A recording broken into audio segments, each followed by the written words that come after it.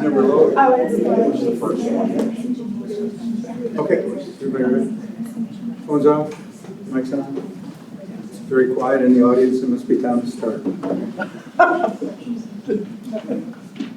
We're ready to go then.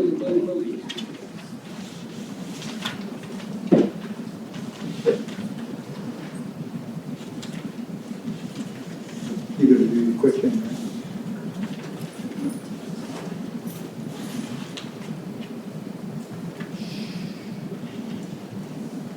right? Good evening, everyone, and welcome to the regular meeting of the City Council of Universal City, Texas. It is Tuesday, August 15th, 2023. I'll call this meeting now to order at 6:32 p.m. and call for quorum check, please.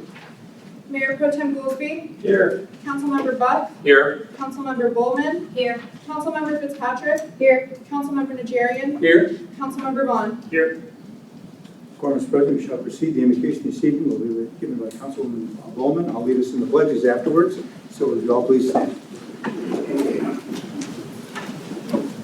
All right.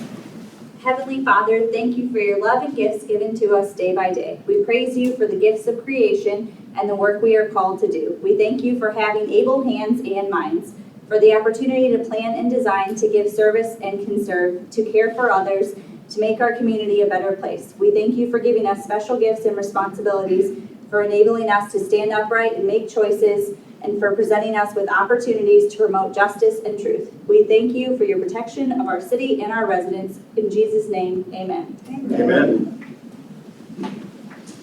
I pledge allegiance to the flag of the United States of America and to the republic for which it stands, one nation under God, indivisible, with liberty and justice for all. On the Texas flag, I pledge allegiance to thee, Texas, one state under God, one and indivisible.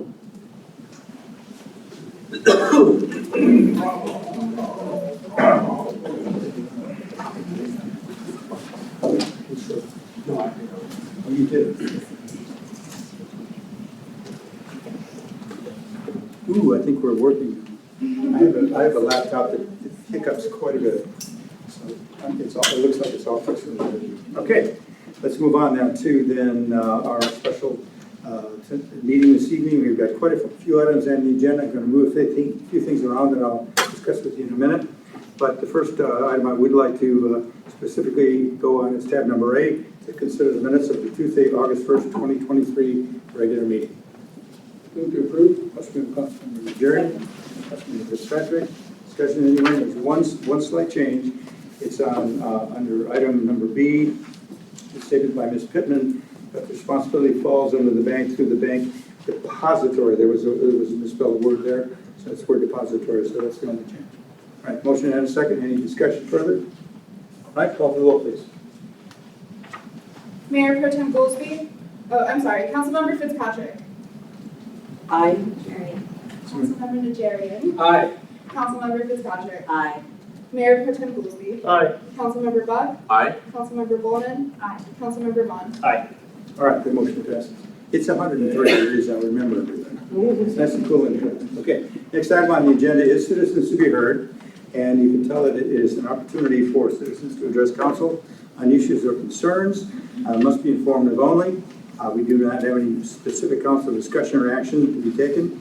And I ask you to please try to limit your comments to 3 minutes. We have a pretty full meeting this evening. So first individual signed up this evening is Tammy Banks. Banks? My name is Tammy Banks. My address is 529 Woodway, Universal City, Texas. Mr. Mayor, council members, I just want to let y'all know on 1604 Frontage Road, there at the exit before Bird Avenue, at the at the separation for the exit and the traffic coming around on 1604 and Gibbs Bar Road. People are stopping in that division, the divider, wanting to turn onto Bird Road. And I saw it at least 3 or 4 times since Sunday, where doing that. And today I saw a car almost hit by 4 or 5 cars trying to get over into that other lane right there. I don't know if there's anything we can do about it, but I just wanted y'all to know about it. Thank you. Thank you, Nancy. Appreciate that comment very much. Thank you very much. Okay, next individual this evening is Ms. Carrillo Pax. Hello, good evening, Mayor and Council members. I am here today representing the Texas Tri-County Chamber. I proudly serve as interim chair, and first and foremost want to express our gratitude for you being a partner to the Texas Tri-County Chamber in ensuring that the businesses in the area continue to be prosperous, and that way we can partner and support them any way that we can. And additionally, I also wanted to present just a couple of upcoming events for you to be aware of, and we would love to see you there if your schedules allow. August 24th at 5:30 p.m. is our member mixer at the Brontex Theater in New Braunfels, and this is a free attendance for anybody who is willing to come on by. September 12th at 11:30 a.m. is our monthly luncheon at the Hilton Garden Inn in the city of Live Oak. We will be celebrating the Air Force's birthday, and we'll have a briefing from JBSA Randolph. There will also be vendor tables there. On October 19th, we are having our first ever Globe Golf Tournament at Olympia Hills. So look for more information on sponsorship on our website. We look forward to seeing you there and possibly having you have a team come out and play. This will be a first one for us, so it should be exciting. On November 15th, please save the date for our elected officials reception. Invitations will go out this week, and all elected officials are invited to attend at no cost. The evening includes food and drinks, and we will provide more information for an opportunity to sponsor as well. If you don't know our fabulous executive director, her name is Mindy Paxton, and she is always readily available to answer any questions or concerns you may have. Her phone number is 210-658-8322, or by email director@txtricountychamber.org. Thank you. Thank you, Melissa. I might also add that Melissa, in her full-time job, works for CBS Energy and has been a very strong supporter and advocate for a lot of suburban communities. So thank you very much for what you're doing. Congratulations on your job. Thank you. I know you'll have a wonderful time. Thank you. Thanks for coming. Okay, next individual signed this evening is Mr. Vaughan.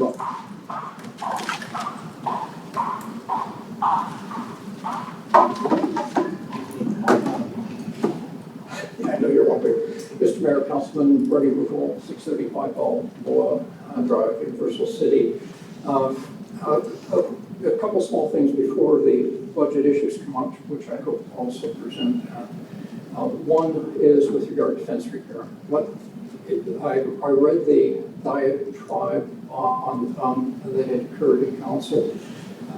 Let's have council give our city people just some uniform direction. May I suggest no change in the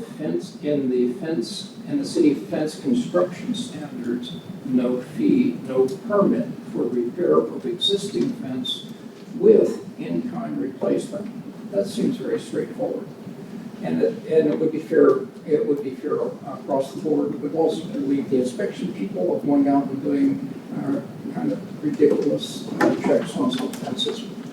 Number two is a little bit for later, but also for now. Okay, if council would, just in your mind, take a deep breath in and blow it out. Okay, a deep breath in and blow it out. Okay, very good, very good. We're all breathing. We're all systems. We have cells in our body. The cells in our body are equivalent to the houses and the people within them. Essentially, they need blood flow to them. They need to get waste from them. Okay, and so our city is like that. Our city is like a body, a living body. Okay, but one of the things I've noticed is that when we look at what's needed for the city, what's needed for the cells, and compare it to what the cost is for the city, for the cells, it's out of proportion. Okay, so I have a little demonstration for you. Okay, when you take a breath in and blow it out, you still have a little bit of a reserve. You can breathe in higher than your inspiratory volume. You can blow out more than your inspiratory volume. But look what happens whenever you breathe into a tube. Okay, so we all know the John Wayne movies, and here's the tube. And this is approximately equal to the volume of my normal tidal volume, the normal breath rate, my normal breath rate. So I'm going to take a breath in and pull it out. How much air got into my lungs to get to the cells? The answer is 0, because what I put in was here in the tube. What I blew out was here in the tube. So essentially my lung volume in and out is right there. Okay, so far so good. And what happens whenever taxes and development occurs in excess of what the cells need, council adds more and more length to this hose. Politically, this hose length is called dead space. It does no one any good, okay? So I just asked council to be considered in their deliberations with regard to tax increases, and also just funding new projects where the cells are being starved of oxygen, the cells are having problem getting nutrients through the roads to the little houses. Thank you very much. Thank you, Mr. Vaughan. Very interesting. Anyone else want to address council on, did you get a chance to sign up this evening? Well, I would, but I can't say anything about the court, correct? Excuse me? It can't be anything about the court, correct? You can speak about the court. She has a pending case with. Yes, you can speak about the course. We can't reply back to you, but you certainly have a chance to give us your name and address for record, ma'am. Sure. My name is Wendy Terrio. I'm a provider that works here in Universal City, so I come to Universal City. I don't live in Universal City. But what I've noticed about Universal City is y'all have a lot of police officers, which is great, right? You're trying to keep your city safe, correct? But I have a problem with your court administrator, and then also your Judge Stubblefield, I think that's his name. And you have mostly volunteers that are giving out information on court dates, which is kind of scary because a lot of them, they don't really know what they're doing, and they're giving out wrong information. And I had a warrant for my arrest because the judge wouldn't talk to me, Judge Stubblefield, and then the two ladies sitting here were the only other people in the court besides the police officer, both volunteers, giving me a piece of paper and telling me that I could, she didn't tell me I had to wait, so I left. And so I am going to ask for a jury trial, and I've actually talked to a lawyer outside of the city, and he says there is an issue with the city. But to me, I've never been in a court, and I'm 43, I've been in courts before. I've never been in a court where you don't have a prosecutor here. I've never been in a court where you have volunteers, like 12 of them, giving out information, and a lot of it's wrong. And I had some of it recorded, so it's kind of scary. The other thing is if you are giving out a lot of tickets, that's fine, but you need a congruency of people that can assist with all those tickets, and you don't have that at all. And if you look at the reviews on your official website, you'd be surprised at what people are saying. And that's fine, we get tickets. I don't know if y'all get tickets. I wonder if y'all even get off easily here, but the police are everywhere here, and you can't hardly cough without being pulled over here. That wasn't the issue. The reason I got the ticket, I was fine with that. I was on my phone talking to my mom. I was fine with that. It was when I came to the court, I realized the incompetency of the court. And the fact that I had to keep coming back because I was giving wrong information. Ms. Watkins wasn't looking at, I guess, addressing voicemails. She told me they had 200, like that was my problem. I'm like, well, that means you have a lot of tickets. So you need to address the fact that you don't have people working for all those tickets that you're giving out. So that's not my problem.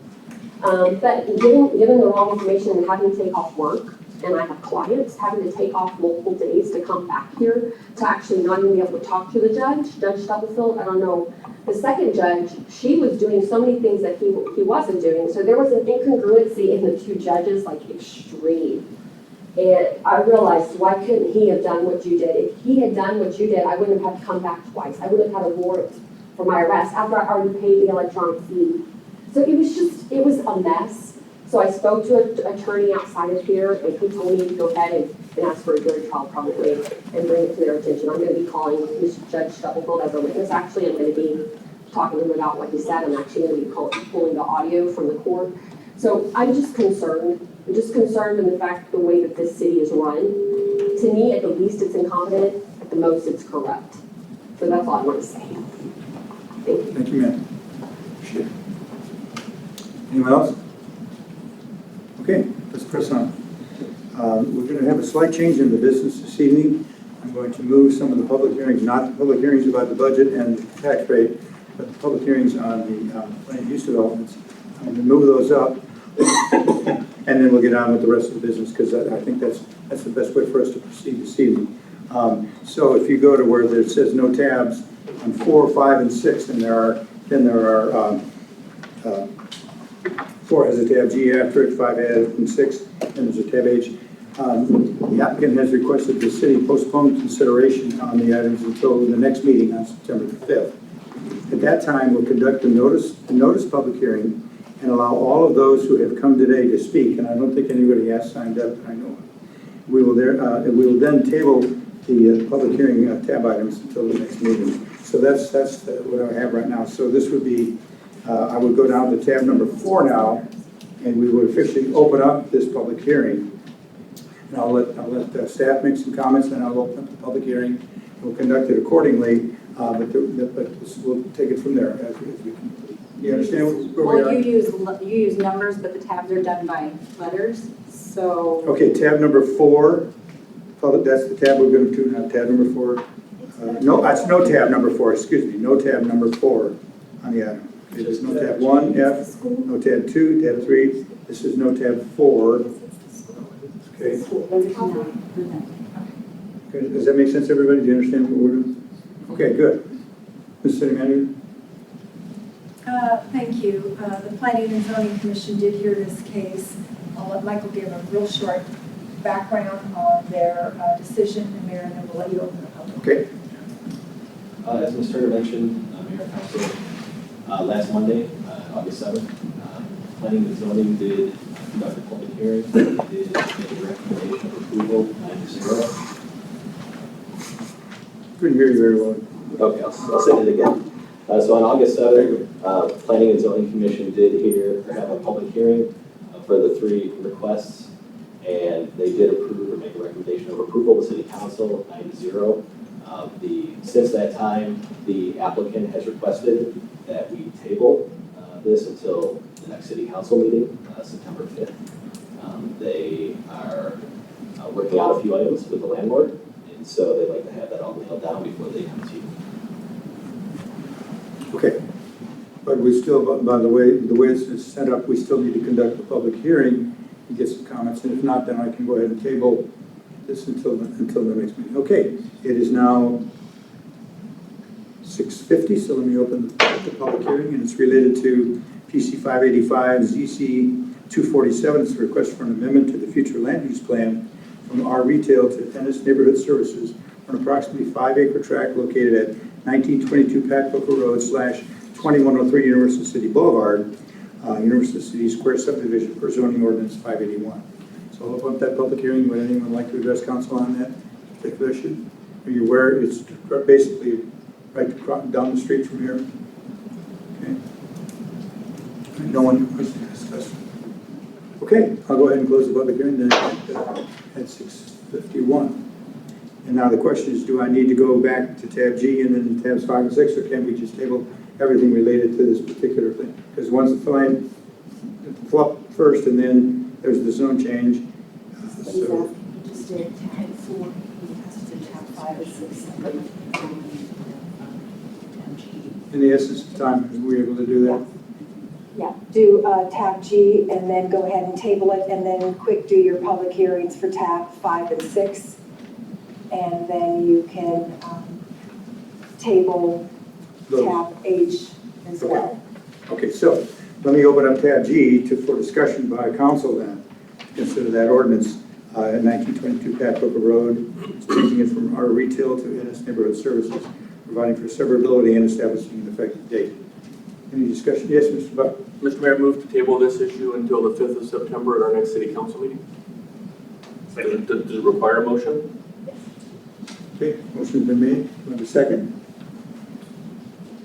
Oh, I'm sorry. Mr. Vaughan, second. Any discussion by anybody?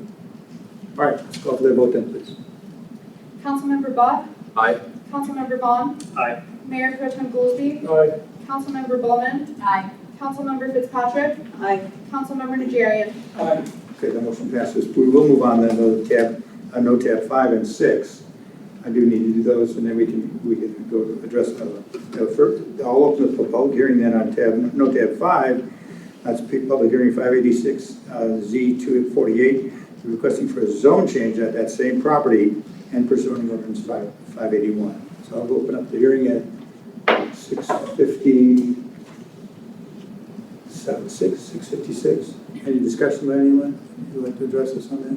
Okay. This is the procedure we have to do. If it seems confusing to you, it's the way because one's a future land use plan, one's a zoning ordinance, and so the reason we have to do them separately is because they're slightly different in the terminology. Okay, so I'll close it then at 6:55, and we'll go then to. Mr. Mayor, point of order, sir, you opened it at 6:56. Oh, you can't close it at 6:55. 6:54, and I'll close it at 6:55, okay? I was never good at Roman numerals. Okay. I think everybody got it, right? Okay, all right, so. Just want to make sure that. Okay, so let's move to the next public hearing, which is 587 ZC 249. This is for a preliminary final plan at that same address per zoning ordinance 581. I'll open up that public hearing now at 6:56. Anyone want to address it on this particular one about the plot? All right, 6:56 and 7. I'll close it. Okay. I know it's confusing to you all, but that's the way we have to operate that way. Okay, so then we move on to tab H, which is discuss and to consider an ordinance 581, PUD 2023-104, and this is for that particular property again, providing for severability and providing for the publication of the caption for this ordinance and establishing an effective date. So, glad with the ordinance. Yes? Mr. Mayor, move to table this issue until the 5 September next city council meetings are okay. Second. Second by Councilmember Vaughan. Any discussion? All right, call for the vote, then, please. Councilmember Bud. Aye. Councilmember Vaughan. Aye. Mayor Pro Tem Goolsby. Aye. Councilmember Bulman. Aye. Councilmember Fitzpatrick. Aye. Councilmember Najarian. Aye. Okay, motion passes. We'll move on right now. Okay, now we move to no tab number 7, and we will conduct a public hearing in a few minutes, but I'd like to see if staff has anything they want to present before I open the public. It's related to a request for an amendment to the future land use plan from CS Commercial Services to general commercial for HDR high density residential on approximately 12-acre tract located at 2280 Back Booker Road, CB 5047 P30 and P113 ABS 777 per zoning ordinance 581. Thank you, Mayor. Mike will give an update of what occurred at the planning and zoning meeting. We do have the applicants here. They have a presentation, and then we can go into our public hearings. Okay, very good.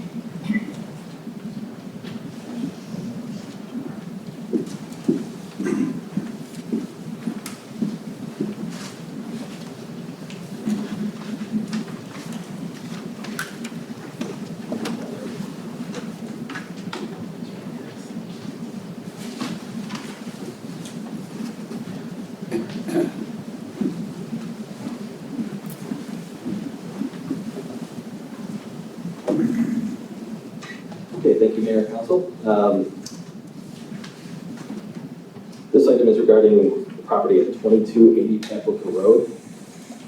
The applicant is CLX Ventures, and they are proposing a mixed-use PUD on a 12-acre vacant unsubdivided tract, which is located right behind Peppermill Apartments and behind the shopping center right here. Notice that in your packet that there are 2 lots in this proposed subdivision. One lot is about 9 acres, and that is for the proposed multifamily, the apartment complex. And the second lot, lot 2, is for the self-storage facility. Note that that property, or that lot, is located within the AUGs, which is why they changed their proposal to include self-storage, because that is a less intense use, and it is a permitted use by the Air Force for properties within the AUGs. So therefore, the applicant is requesting the following: the future land use plan, fluff change from CS Commercial Services to GC General Commercial and HDR High Density Residential. a zone change from C3 Commercial Services to PUD 2023-104 District, and approval of a PUD preliminary and final plans in connection with the proposed PUD 2023-104 District. Please note that the preliminary plat of subdivision was included, and it is included in your packet, and Plan Commission did make a recommendation, or did approve that on a vote of 9-0. That does not need to get reviewed and considered by council, however, it is part of the overall package. And they will have to come back at some point in the future that you move forward to get the final plat approved by planning and zoning. Back in March of this year, we originally met with the applicant and worked with them on issues including use types, densities, setbacks, access, architectural design, building materials, as well as the important buffering of the adjacent residential neighbors. In May of 2023, they did make a presentation for City Council for a concept plan. Project specifics, as I mentioned, Lot 1 is the apartment complex. It's approximately 9 acres, and we're proposing 192 units, which comes to about 22 units per acre. 373 parking spaces, which meets the underlying zoning code requirements. They're providing various amenities, including a clubhouse, a pool, and dog park. And there's a exterior building material combination of stone and decorative CMD panels. I believe that you see in your packet on the architectural elevations, it identifies that 30% of those materials are stone. Lot 2, the self-storage building. Again, that's on a 3-acre lot, approximately. It is in the AUG zone. And on the plan, it shows 3 buildings, but based on a conversation at planning and zoning, they may be consolidating that into one multi-story building. They can address that further when they give their presentation. Other development regulations include 85% maximum impervious coverage for the overall property. We're not separating the 2 lots because there is a proposed detention pond that will provide for both lots 1 and 2. Decorative fencing fronting Pat Booker, as well as the Peppermill Apartments drive aisle that leads from Pat Booker back to that apartment complex. Shielded or downward lighting. We encourage them to try and reduce the foot candles as much as possible, especially adjacent to the existing residential. So the landscaping that's going to be provided, as well as the downward lighting, the shielded lighting, will help them achieve that as much as possible. Landscaping, 25% overall for Lot 1, 10% for Lot 2. Again, we did ask them to increase the landscaping adjacent to the existing single-family residential subdivision. Signs. So no pole signs are allowed for Exhibit D. So they're proposing 1 monument sign for the apartment complex. And the self-storage unit, 1 monument sign is allowed, but based on the configuration and the amount of space, I'm not sure if that makes sense for them to have, but they'll probably more likely have some wall signs that are a little larger. Traffic analysis. So we did have them conduct a traffic impact analysis, and they conducted the impact analysis for both lots, both uses combined. And the traffic impact, it's not expected, the developments are not expected to have a significant operational impact on the surrounding roadway system. They're anticipated to generate 83 AM peak hour trips and 104 PM peak hour trips. As I mentioned, this did go before planning and zoning back on August 7th. They did provide a recommendation of approval and a 9-0 vote. We sent out 36 legal notices. We did not receive any written responses or phone calls. However, there was one adjacent resident, the single-family subdivision, that did come to the public hearing at planning and zoning and did express concern over the proposed development. As with other PUDs, the applicant is required to respond to the approval standards that are located within your packet, so they did provide responses to those. With that, the applicant is here to make a presentation as well, and is here to answer any questions that you might have. Absolutely. Thank you. Please.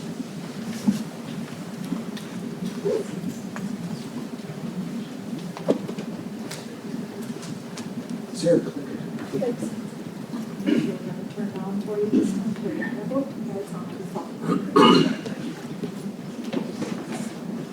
Good evening, Mr. Mayor and council members. Thank you for letting us come before you again today. It's good to see you all. We're CLX Ventures, as Michael mentioned. I'm Thomas Hill. This is my colleague David Strauss. And we're proposing the rezoning of 2280 Patrick Road to use for a new apartment and self-storage development. First, we'll tell you a little bit about ourselves, and we'll tell you why we believe this market will sustain these two product types, and then we'll give you a brief overview of the project. So the two main product types that CLX primarily develops are large industrial warehouses, you can see on the left, located in DFW airport area, and then the one on the right being the Granite Stone Creek Class A market rate apartment located in San Marcos. In the nearly decade and a half that CLX has been developing these two product types, we've delivered over 2,300 units of multifamily and over 9 million square feet of industrial space and capitalized over $1.2 billion into these projects. We're primarily focused on the I-35 corridor of Texas, although we have developed in Houston as well. And so as you can see, we have projects currently active and also completed anywhere between San Antonio and Dallas. We're excited to be investing in the future of Universal City. Here's the contact info of everyone in CLX. Feel free to contact them at any time, but especially David and I, who will be the point persons for these projects. Please feel free to pick up the phone, call us, or send us an email with any questions you have. Here is the location of the site, situated on Pat Booker in between the Bahama Bucks, Pepper Mill Apartments, and Napa Auto Parts. So these are the two projects we're proposing. Firstly, Class A market rate apartments, similar to the Granite Stone Creek, as you can see on the left here. And then also Class A climate controlled multi-story self-storage, similar to what you can see on the right here. And so we performed two demand analyses for these projects.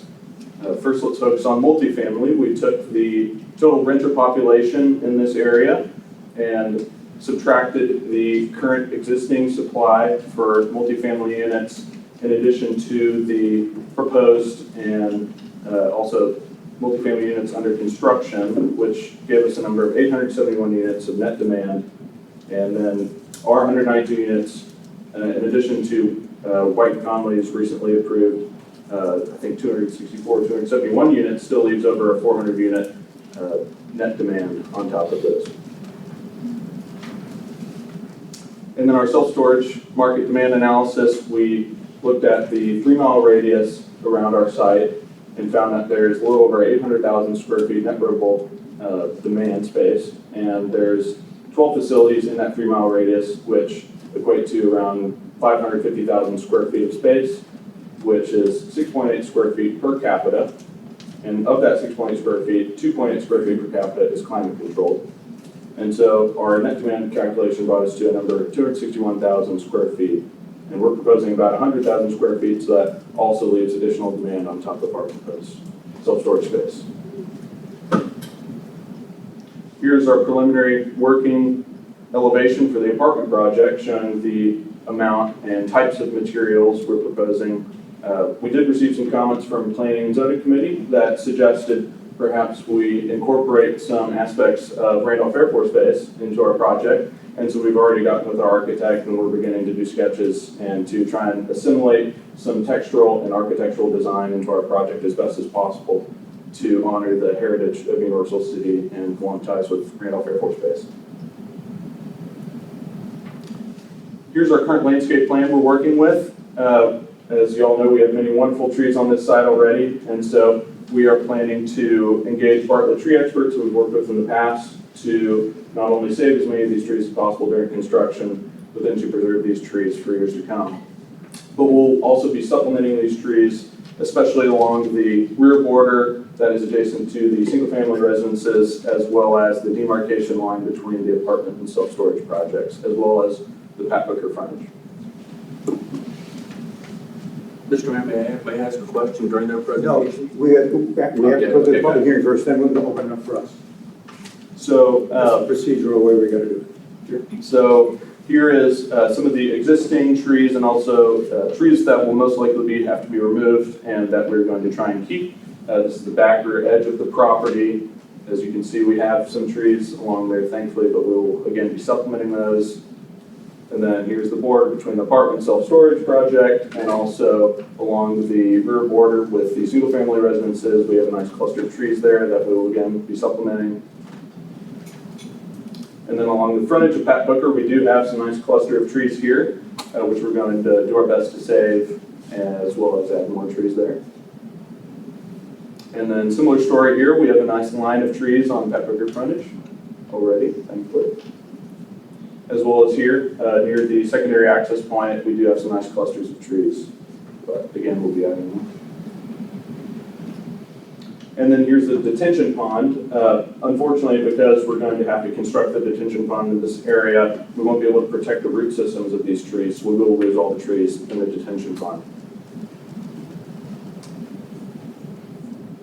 And all that will give us a finished project that looks something like this, with strong tree buffers along the frontage, the rear edge of the property, and the demarcation line between both projects.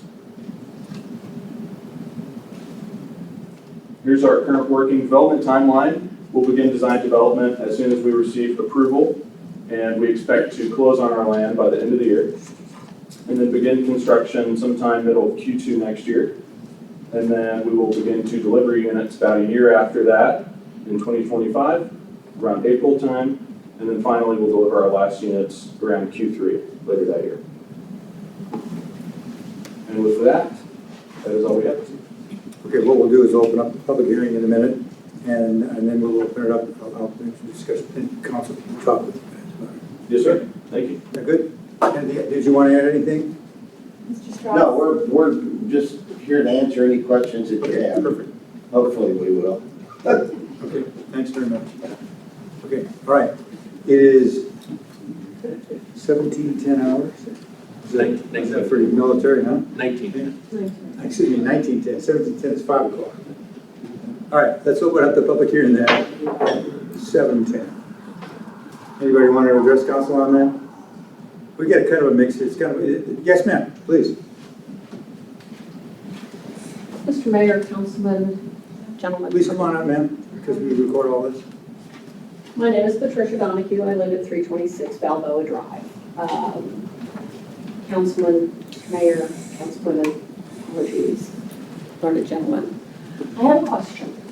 I noticed that it is a 3-story building, and I have questions as far as ADA ability and the ability for those who have, shall we say, physical challenges to be able to rent properties off the first floor, because some of them may also have concerns about safety. So will there be some type of elevator system, something that will allow them to rent properties off of the first floor?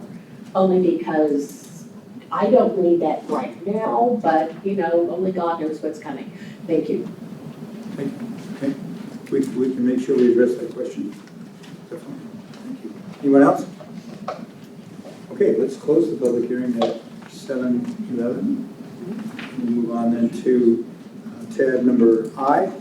Discuss and to consider ordinance 3632, PC 578, future land use plan 2023. Ordinance amending the future land use plan to change land use designation of property located at 2280 Pat Booker from CS Commercial Services to GC General Commercial and HDR High Density Residential, and providing for severability and establishing an effective date. So now I'll open up for comments by council. Mr. Buck? Thank you, sir. David and Thomas, thank you guys for coming out here tonight.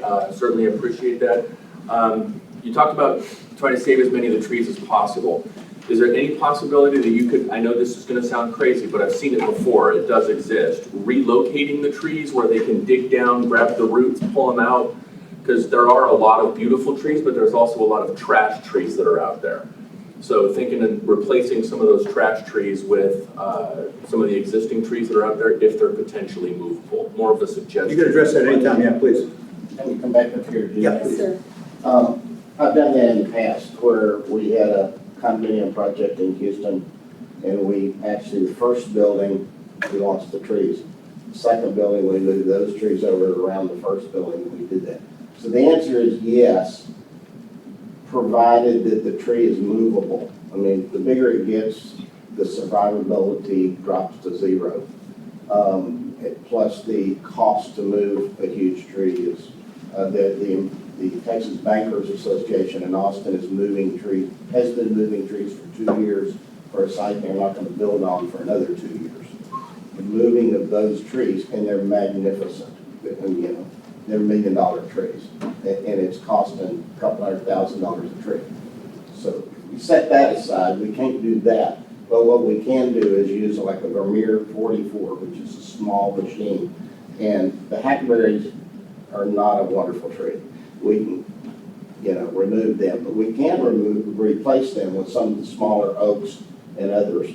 And Bartlett will be, you know, we use Bartlett trees a lot, and they're known not only to fertilize, juice the roots is what you call it. But we'll take that under consideration and ask them which ones we can do. That'd be spectacular, thank you.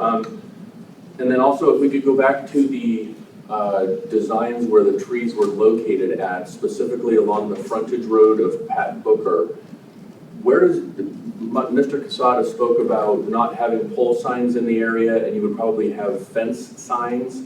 Are the trees that are located there going to be inside of the fence line or outside of the fence line? Like, where would that sign go that people would be able to see it?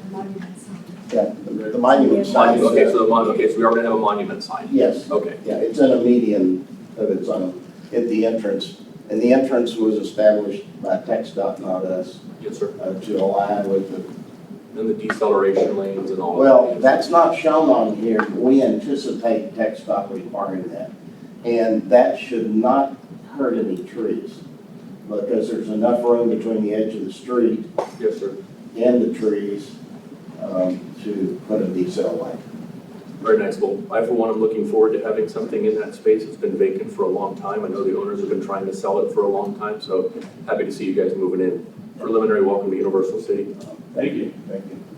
Could you address that lady's concern about the ADA and physical disabilities? Sure. Every first floor unit is accessible.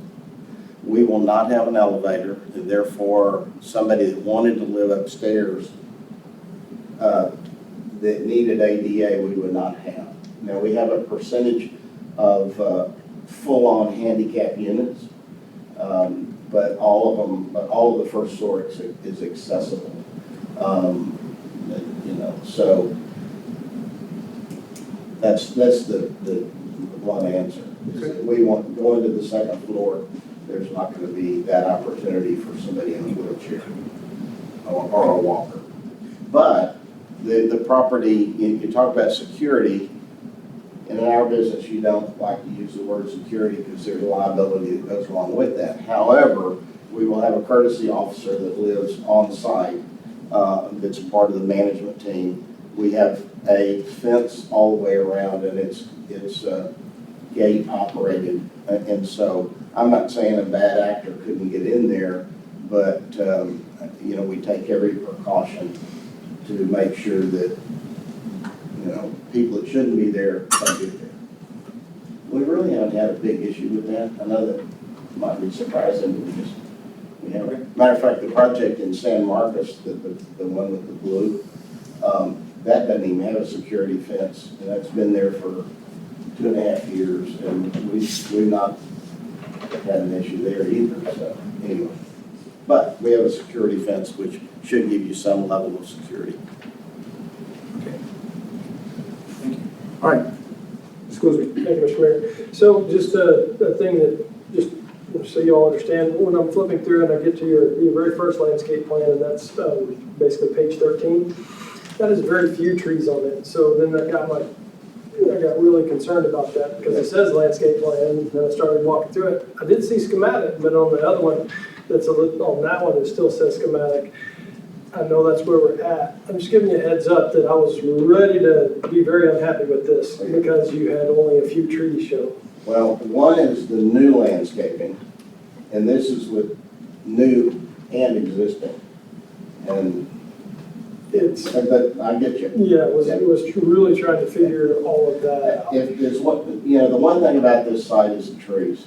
I mean, it's absolutely, we were walking it this morning, with our lender. And, you know we're gonna lose a bunch of trees. And, you know, that's painful, because to get the kind of trees that are on this site, these, 75 years, 50 years, some long number. We'll be having a lot of tree wells. I mean, it's gonna be an expensive site to develop for retaining walls, tree wells, and that's why we have Bartlett bidding. I mean, we're gonna be doing tree work 3 months before we ever get on site to do anything else. And then the other thing I wanted to talk about, because I couldn't see a lot of some of the corners on how things go together, but you have stone going to the wood look on the elevation. I'm just asking that you don't have any exterior corner material changes where that's stone and this is wood that comes up to that. Don't do that, please. Do you understand what I'm saying? Yes, our architects, yeah. We do understand. Okay, I look at that every day coming home and I'm very frustrated, so it's kind of one of the reasons I'm on council is so I can argue, don't do that. So, thank you very much. Thank you, Mr. Mayor. Mr. Fitzpatrick. Yes, just to beat a dead horse officially, I'm gonna go to the trees. It would be nice to have you articulate kind of your plan, like to even go in with a goal of we're going to try to save 50 trees, whatever that is, and then actually kind of report back, not officially, but just to say, of the 50 we tried to save, we were successful in 45, and we have then planted this many more. Just because I know that that's going to be an issue to our community. They are really protective of the trees that we have, and we all know we're going to lose some, and there's going to be some that you want to save that something happens, and you just aren't able to do so. So that would be one suggestion I would make. It might be nice to see and be able to report back. I'm sorry, I want to point out in their presentation, if you have your pages number on page 257, which is L1.8, they have a tree survey in there, and they've identified every tree on site, which ones are going to stay and which ones are going to be removed. So I would just direct you to that particular page. Okay, and I would just like to see the success rate afterwards, the report, Yeah. to actually pull it back. I'd be more than happy to. The thing is, the tree survey was done by people walking around with tape measures. And so, you know, and they're all numbered. You know, you walk out through there, it's got numbers on every one of those trees. We're not just gonna say, go take tree 24, 14, 60, 81. I mean, we're gonna go out there with a surveyor and mark it, and if we can move the buildings, we will, because we want to save all the trees we can. Because that's the beauty of the site. It does give you some unique things when, it's going to be a selling point when you go to rent it, to have Oh, some sure. existing Absolutely. mature trees. I know one of the things that I think Councilmember Buck was asking about was the wall signs for the storage unit as opposed to a monument or a pole sign. Where would that be, on the wall of the storage unit itself? Yeah, it's similar to that. Okay. It probably wouldn't be quite that big. That's pretty big. But it would be on the face of the building. Understand that the site, there's not much frontage on the site, so it's almost going to be the best hidden self-storage built. But we'll have you know, a sign. I don't see us putting a pylon sign or a monument sign. It just doesn't make sense to me. We may get out there and change our mind. If we do, we'll certainly go to the city, but it'll be a wall sign of some sort. And one follow-up question. I know at the May presentation, you talked about trying to get the right to put trucks down the road with the pepper mill, and they were not willing to negotiate with you at that time. Has that changed? No, I maybe I said this when we were here, I don't know, but I first attempted to ask if we could use it. And be more than happy to compensate them for that. And they said no. And it was about that. That's about the answer I got. No. And then I said, well, hey, would you sell it? Can I buy it from you and give you a permanent easement? No. Well, I'm sitting there going, they didn't even ask how much I paid. But that was their attitude. And if I owned the pepper mill, if I was the owner, I'd be upset because I could have taken the $200,000 David is willing to pay them and upgrade Peppermill. But, you know, heck, I'm not gonna, you know, somebody's hard-headed, I'm not gonna, you know, I'm not gonna beg them. So, And as a final comment, Ms. Sefton's comments about, she was on planning and zoning and the architectural suggestion from yes. making the time to ramp up. I thought that was a really smart suggestion, and I'm excited to see that you guys are trying to do something for them. Planning and zoning was really insightful, and they made two or three really good suggestions that were taken to heart. And there was the lady that sat over here, and I forget her name, really gave the best testimonial about living in apartments. I loved it. Yeah. Because it's a lifestyle choice. It's, you know, been around the business a long time, and so I hear a lot of the, you know, you're gonna have traffic jam noise, you're gonna have, you know, that kind of stuff. And all of that's are concerns that we address. But she really did a good job of saying, hey, it's a lifestyle choice for me, and it served the purpose, and I enjoyed it. So Okay. Thank you. Sean? You said some numbers and I got really excited. So I just wanted to have you walk me through it one more time. So you said you had a market study, right? And there was 871 net demand. correct. And then, so off that, you take yours? Is that And right? White Conleys. And White Conleys. Do we know what the status of that project is? Are we fairly certain they're moving forward? Yeah, so we'll probably issue the building permit within the next month. Okay, and then how many units was the one in North Lake? Okay, so. We don't know yet. They haven't presented the ones in North Lake yet. The Well, ones 1604 in Bird? No, yeah, 1604 in Bird. So that's 291 units. In Junkie, or, sorry, 2902. That's the White Conley That's one, White Conley. which they've already included in And theirs. that's 268 units. Right, so I think if we, because you guys didn't have that in your numbers, right? The one that's on Bird and 1604? No. So I think that gives us, this is my back of the napkin math, but about 170 units left from that. And there's another one that's potentially being discussed in North Lake, right? Which I don't know how, we don't really know what that's gonna be like. I guess, is this also, this is probably a question for staff, but this is our last commercial open space on Pat Booker, right? So if we approve this and put apartments on it, we're pretty much done unless we tear something down, or not we, but somebody tears it down, right? So this would be our I think last. for vacant property, yes. For redevelopment, no. So redevelopment being tearing down something and, No, redevelopment is not tearing down. Redevelopment is either rehabbing existing or tearing down and replacing. That's all considered rehab. okay. I think it's just my comment, I think, is I'm struggling with this just because I know there's benefits to the apartments and you guys have put a good presentation together. This is probably the great location to do it. It's just our last spot, and with the other 3 potential apartments coming, I know traditional retail is dead, but that's going to really change the dynamics in our community with all those additional people. And I think that might reinvigorate the business community to want something. And we're not going to have any more land to do that something. I'm not smart enough to know what that is, but I'm concerned that we're going to lock us in. We're going to settle on an apartment and we really wanted something else, which I don't know what that is. But do you have any?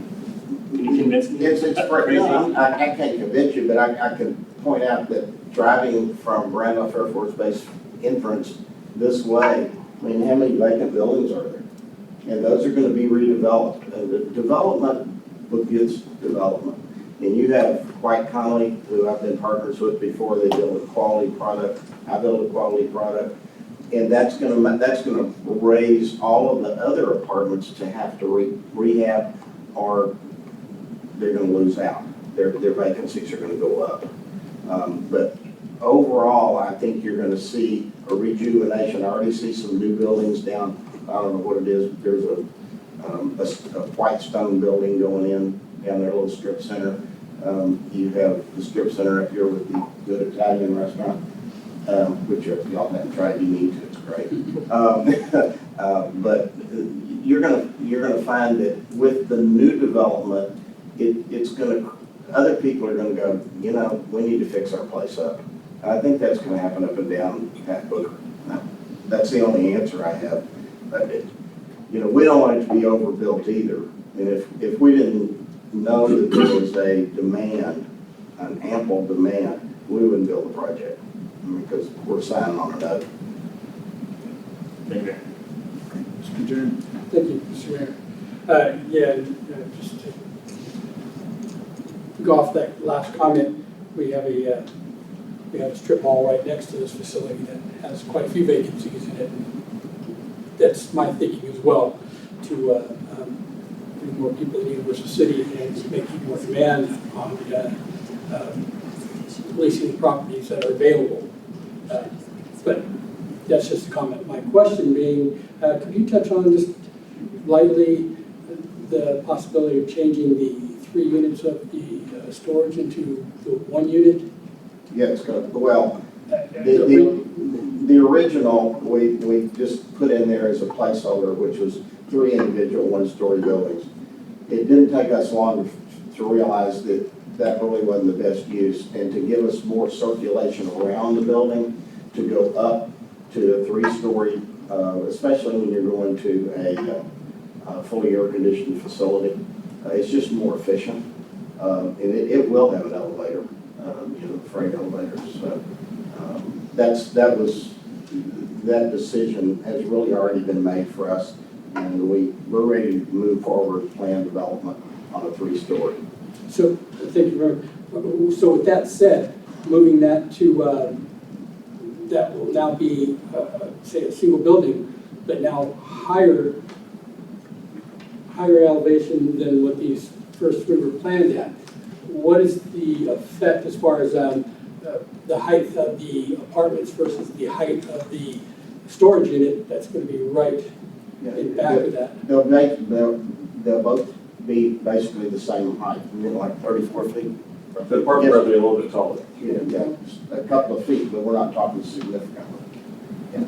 So that's will be the backdrop of anybody in those apartments will be the storage facilities, because of course you can't build a fence that high.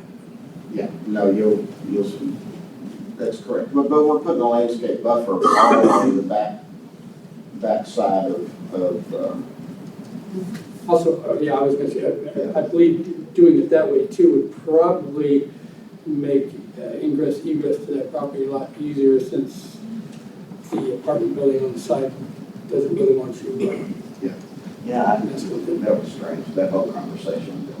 Does that, I mean, is that thought too, that it's going to make a lot easier for, like, say, ingress, egress, and storage facility being the one right long? Yeah. And I would hope probably taking out less trees as well in the process. So most, if there's luck, most of those over on the self-storage site are hackberries. They're largely hackberries. Yeah. There's some oaks, but mostly of them are hackberries. Thank you very much. Ms. Bulman? I think you guys did a wonderful presentation, but I kind of land on that it's too many apartment complexes. I think, unfortunately, like, you guys just came last and we approved a whole bunch, and it just doesn't sit right with me. And I just think that, you know, I think it might be better as like a medical center or something that's just not apartments. Sorry. No, that's fine. You're entitled to your thoughts, of course. Excuse me. Thank you, Mr. Mayor. Just as there was a couple of those trees, as I'm looking at your, the sizes of those trees that are, you know, greater than 25 inch, I mean, a couple of 30-inch trees that are oaks. I'd really like you to do more to save those, the heavier ones, the bigger ones. There's a couple of them that I see that are right on the edge of a sidewalk. Move the sidewalk. Yeah. I mean, I understand you probably just got it. I understand the timing. I'm telling you what I'm looking for. And then the whole idea of a 3-story storage unit right there does not interest me at all. The single story, I'm fine with it, because we've got tree canopy, we've got tree, I can cover it. I'm just not excited about a 3-story storage unit myself. Thank you, Mr. Mayor. All right, I think we've had enough discussion. I'll call the question. I do need a motion in a second. This is again, this is the flop. Councilman Najarian have a second? Second. Councilmember Buck. Any other discussion then? All right, let's call for the vote then, please. Mr. Najarian and Mr. Buck. Mr. Casada, do they need to move with specific language? There are motions included in your packet. If you could. If you could read them, that would be helpful. Future land use plan for zoning ordinance. I have it printed, Mr. Mayor. Pardon? I have it printed. The motions. Okay. Actually, I don't have it. So if you wish to Tell you which withdraw your page on motion, I your can. packet that is. Since he made the motion, let us find the page number for him. Okay. Or here, I can just hand it down. That would be helpful as well. Thank you.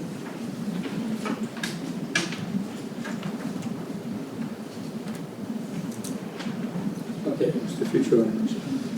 Thank you very much. Yes, after conducting public hearing on the request for an amendment to the future land use plan for the property at 2280 Pat River Road and receiving the Planning and Zoning Commission's recommendation, City Council has considered a request for moves to approve PC 578 ZC 241 and the amendment to the future land use plan from CS Commercial Services to GC General Commercial and HDR High Density Residential for the subject property with the following conditions. 1, staff approval of outstanding PUD final plan comments. 2, City Council approval for the zone change from C3 Commercial Services to PUD 2023-104 district. Number 3, City Council approval of the PUD final plan. Number 4, Planning and Zoning Commission approval of the final plat of subdivision within 2 years of PUD final plan approval by the City Council. Second. Okay, that actually includes some of the items we're going to be discussing in the other two public hearings. That could be a raw motion then, and then seconded. So if there's any other discussion, not, let's call for the vote then, please. Councilmember Najarian? Aye. Councilmember Buck? Aye. Mayor Pro Tem Goolsby? Aye. Councilmember Bulman? No. Councilmember Fitzpatrick? Aye. Councilmember Vaughan? Aye. Okay, the motion passes then. We'll move on to two more public hearings that are definitely related to the same exact project. First one, and we won't need to have any other discussion unless something comes up with council based on that motion. The next one is no tab 8, and that's a public hearing on a request for zone change from C3 commercial 104 to approximately 12 acre tract located at 2280 Pat Booker, upper zoning ordinance 581. So that public hearing is now 7:35. And anybody want to address it? Sorry, change it? Okay, we'll close it again 10 seconds later. No one did want to discuss it. So let's move on to the no tab number 9 of the public hearings. This is approval for the preliminary final plan for that 12 acre tract located at 2280 Pat Booker Road. So the public hearing, I'll open that at 7:36. Does anybody want to discuss that? If not, I'll close the public hearing at 7:36 in 10 seconds. And move on then to tab number J. We'll discuss and consider ordinance 581, by PUD 2023-105, an ordinance of the city amending the zoning map, city of Madison City for approximately 12 acres at 2280 Pat Booker Road, rezoning said property from C3 commercial to PUD 2023-104 district, generally for multifamily, residential, convenience storage, adopting the PUD final plan, and providing for severability, providing for the publication of the caption of this ordinance, and establishing an effective date. So that's open for council discussion. We'll need a motion on this particular item. So again, it's related to the zone change and the PUD plan. I've got a question. Oh, you go ahead. Yes, Mr. So, because this is the PUD final acceptance of this, I don't get to grab about 3 stories anymore. I do get to, or I don't get to? You were agreeing with me. Okay. I don't like 3 stories, Michael. I don't like that I can see it from the houses in the background and all that, and it just gets... So if you look at the distance from the single family homes, Okay. we can pull up the site plan.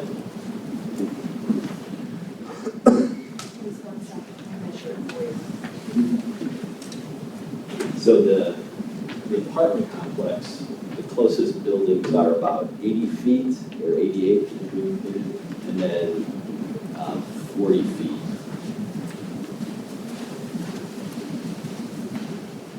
So the third one, yeah, no, next one. Let's just look at that one. So if you look at there's a detention pond in between the storage units and the single-family subdivision. So there's a much larger distance from the single-family homes to the storage units as opposed to the closest apartment complex. You know, as part of the early discussions, and they did generate the plan based on our suggestion, is they put those apartment buildings as far away as possible from the lot line. So not only is there a distance that mitigates that impact to the neighbors, but also the landscaping as well as the fence. With regard to the storage units, you know, those apartments are 3 stories now. And so the people on the third story or third floor are going to be able to see whatever size building is there. And the building, those buildings will be maximum 40 feet. But I don't have a pretty picture of the storage units, do You have an example, representative elevation. I? Everywhere I go, I can't. 3009. It's in the printed handout. Yeah, just go past it too quick. I was looking at trees. Okay, so the apartments have life in them, where the storage unit does not. The apartment has life in those elevations, that storage unit does not. Right, does not so have any life to the it. way we wrote it is they're going to have to comply with the architectural design standard ordinance that's in our code. So they're going to have the articulation requirements for that code. And so we wrote it that way because it gives them some room to move on the design. We don't want to lock them in because they weren't sure at that time. They still aren't exactly who's going to be building that and what the building is going to look like. This allows for that framework. But the PUD process is so that I can look at what they're proposing and I can say yes or Not no. necessarily. If you look at, if they have a representative or a specific elevation, yes. But it also allows for the flexibility to put in those standards that they're going to have to comply with. I would like to put in that they have to bring elevations of the 3-story storage unit back to council. I'd like that. I don't know if that's, because, again, I also have issues with materials turning corners and materials not turning corners, and I don't get to see it. So I'm just asking that we be allowed, because every other HUD that has come to us, we've had elevations and we've had hours of discussions on it. Yes and no. The 1604 in Bird, there were 5 lots. So you had the elevations for the apartment complex. You had representative elevation, just like for this, for these storage units. But they showed me a pretty picture. They showed you a couple. Yeah, and they were all pretty. And those are representative samples like you're seeing here. The meat of what you're going to see is in the actual PU document. Says the articulation, you know, the change in height, the change in color, the change in material, the change in pitch. All of that is built into the PUD document. So when the plans are submitted to us, we're going to go back and check all that. And if staff is questioning whether they actually comply with the ordinance, then we can kick that back up to City Council. So you can make you can amend that motion, or I don't think the motion was made yet, but you can include the motion, that condition, and if everyone agrees it's approved, then that's the condition. Thank you. Thank you, Mr. Mayor. Okay, we have before us is tab number J, and it includes both the zoning map and the PUD, both of those as results of those 2 public hearings. So we can, one motion can address both of those, the zoning and the PUD. Yes, sir. And if someone wants to make a revision to that, then they certainly can in their motion. But I think it's time for us to go ahead and have a motion on this particular item. And I think if instead of reading that, could it be done where they just said approve tab number J on the items under, or does it have to be specifically read? You need that back. Okay, Please specifically be read. specific. This goes into the official records of the city, and state law does require that you give specificity in your motions. Okay. So then, but we can address the zoning and the PUD in the same motion? Yes, sir, by approving the ordinance. They're wrapped up within the ordinance, Right. 581Y PUD 2023-105. Okay. Make sure we're doing it right.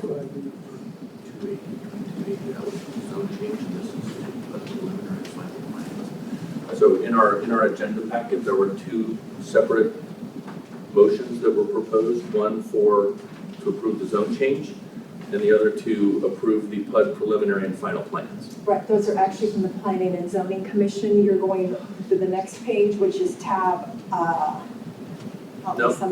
these are the proposed motions for city council. Yes, sir. Yeah, there are three motions. One is for the FLUP, second is for the rezoning, and third is for the PUD preliminary and final. Correct. I apologize. Do all three do it? So we've already done one. Do the other two need to be read in their entirety? Yes, we would like for them to be read in their entirety if you could. I have So no objection. one motion that would include both the zoning and the PUD. Okay. Do I understood it? Mr. Casada just said we need to read both motions in their entirety and not combine, and does that require then two votes as well? Yes, sir. Okay, then in that case, Mr. Mayor, do you want to I have change no to idea it? what you, all I want to do is make sure, is ask them to bring the, some elevations of the storage. That will be in the motion to approve the PUD preliminary and final plans. Okay, thank you, ma'am. So do you want to take that one and start working on the revision of the right? Then in that case, Mr. Mayor, after conducting a public hearing on the request for a zone change for the property at 2280 Pat Bucker Road and receiving the Planning and Zoning Commission's recommendations, City Council has considered the request and moves to approve PC 579, ZC 242, and the zone change from C3 Commercial Services to PUD 2023-104 District for the subject property with the following conditions. 1, staff approval of outstanding PUD final plan comments. 2, City Council approval of the FLUP amendment from Commercial Services to GC General Commercial and HDR High Density Residential. That's already occurred. 3, the City Council approval of the PUD final plan. And 4, Planning and Zoning Commission approval of the final plat subdivision within 2 years of the PUD final plan approved by City Council.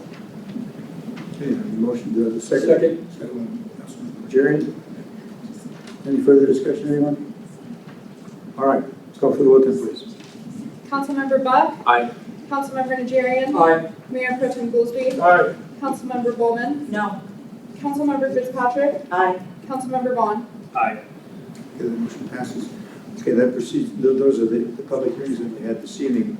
So what I propose that we do, everyone, is we go back to tab number B, C, D, B, C, We have one more. D. One more. Yeah. Oh, that's right, the second one, please. So, Mr. Mayor, I motion we approve the PUD preliminary and final plans, PC 580, ZC 243, after conducting a public hearing on the request for approval of the PUD preliminary and final plans and receiving the Planning and Zoning Commission's recommendation. City Council has considered the request and moves to approve PC 580, ZC 243, and the associated PUD preliminary and final plans, and PUD ordinances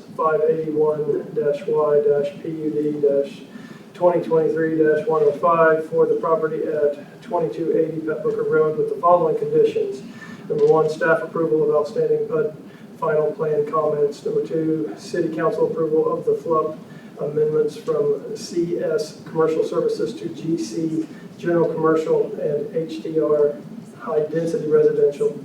Number 3, City Council approval of the zone change from C5 Highway Commercial and C4 General Commercial to PUD 2023-104 District.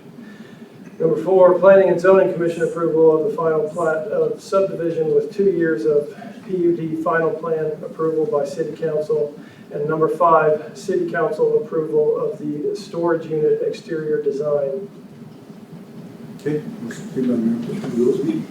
For the second. Second. Second by Councilman Fitzpatrick. Any other discussion? All right, call for the vote, please. Mayor Pro Tem Goolsby? Aye. Councilmember Fitzpatrick? Aye. Councilmember Buck? Aye. Councilmember Bulman? No.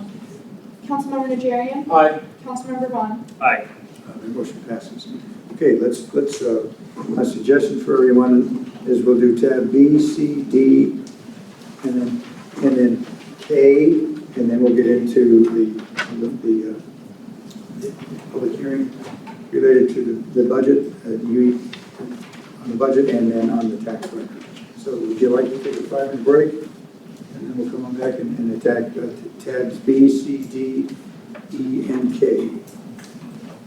Let's take a 5-minute break, everyone, okay?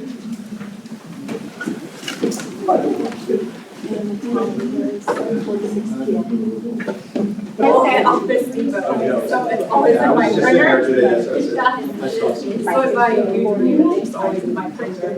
Everything I print out, my kids, especially my voice. Okay, let's go ahead and reconvene, everyone. Thank you for your patience. And do you understand where we're going to go now? We're going to go to tab B, C, D, E, and K, and then we'll move into the public hearings on the budget, proposal budget, and then public hearing on the tax rate and the vote for that. So that's the way we'll proceed. So thanks for your patience. I think that moving it around is best for the bulk of the meeting, which is going to be good. So let's move on to tab number B. Discuss and consider ordinance 149M 319/2023, ordinance of the City of Universal City, amending ordinance 149 fee schedules, amending ordinance 149M 319/2022, and repealing all ordinances or parts of them in conflict, and amending the Universal City Code of Ordinances accordingly.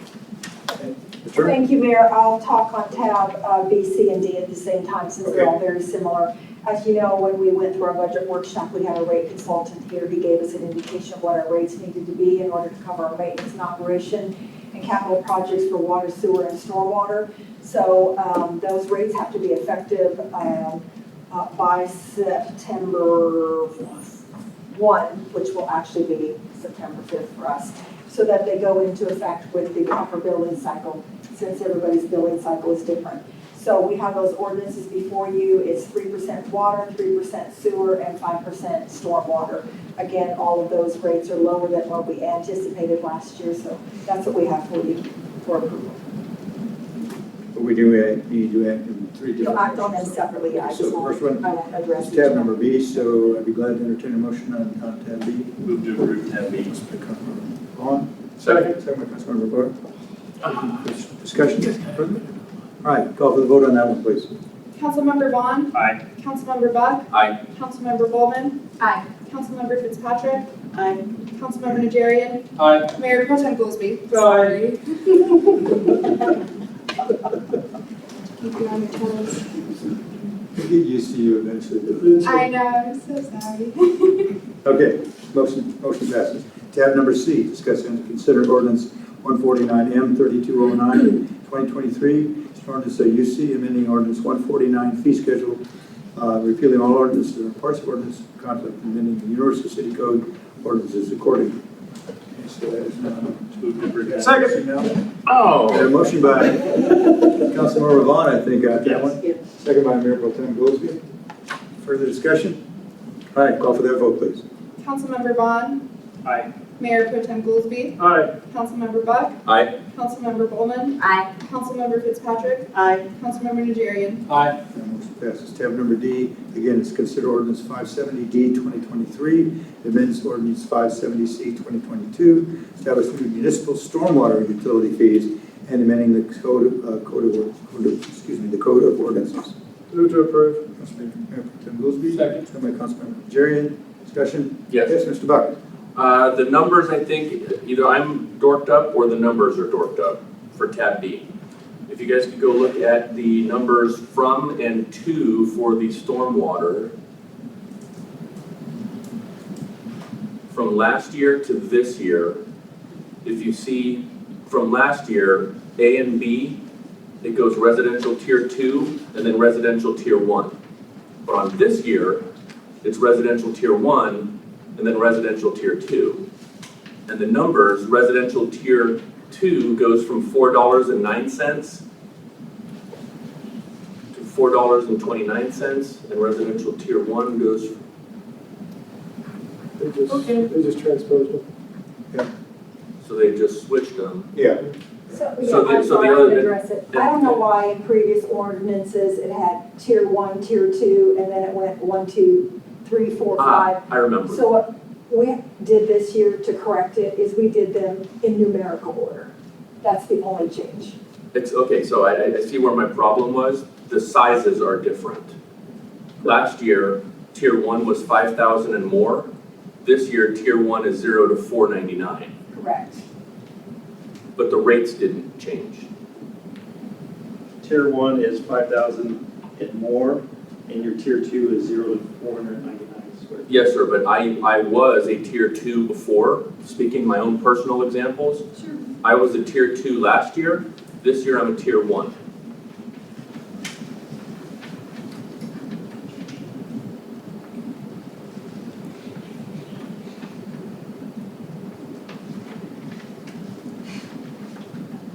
Everybody understand what the confusion level is? I see it.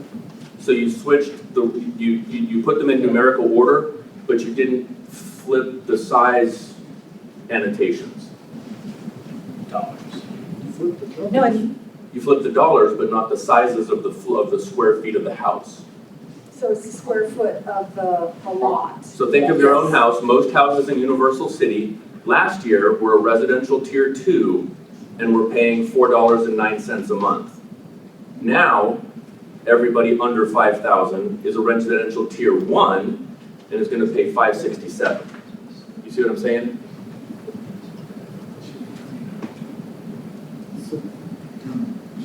Dollar amounts are flipped.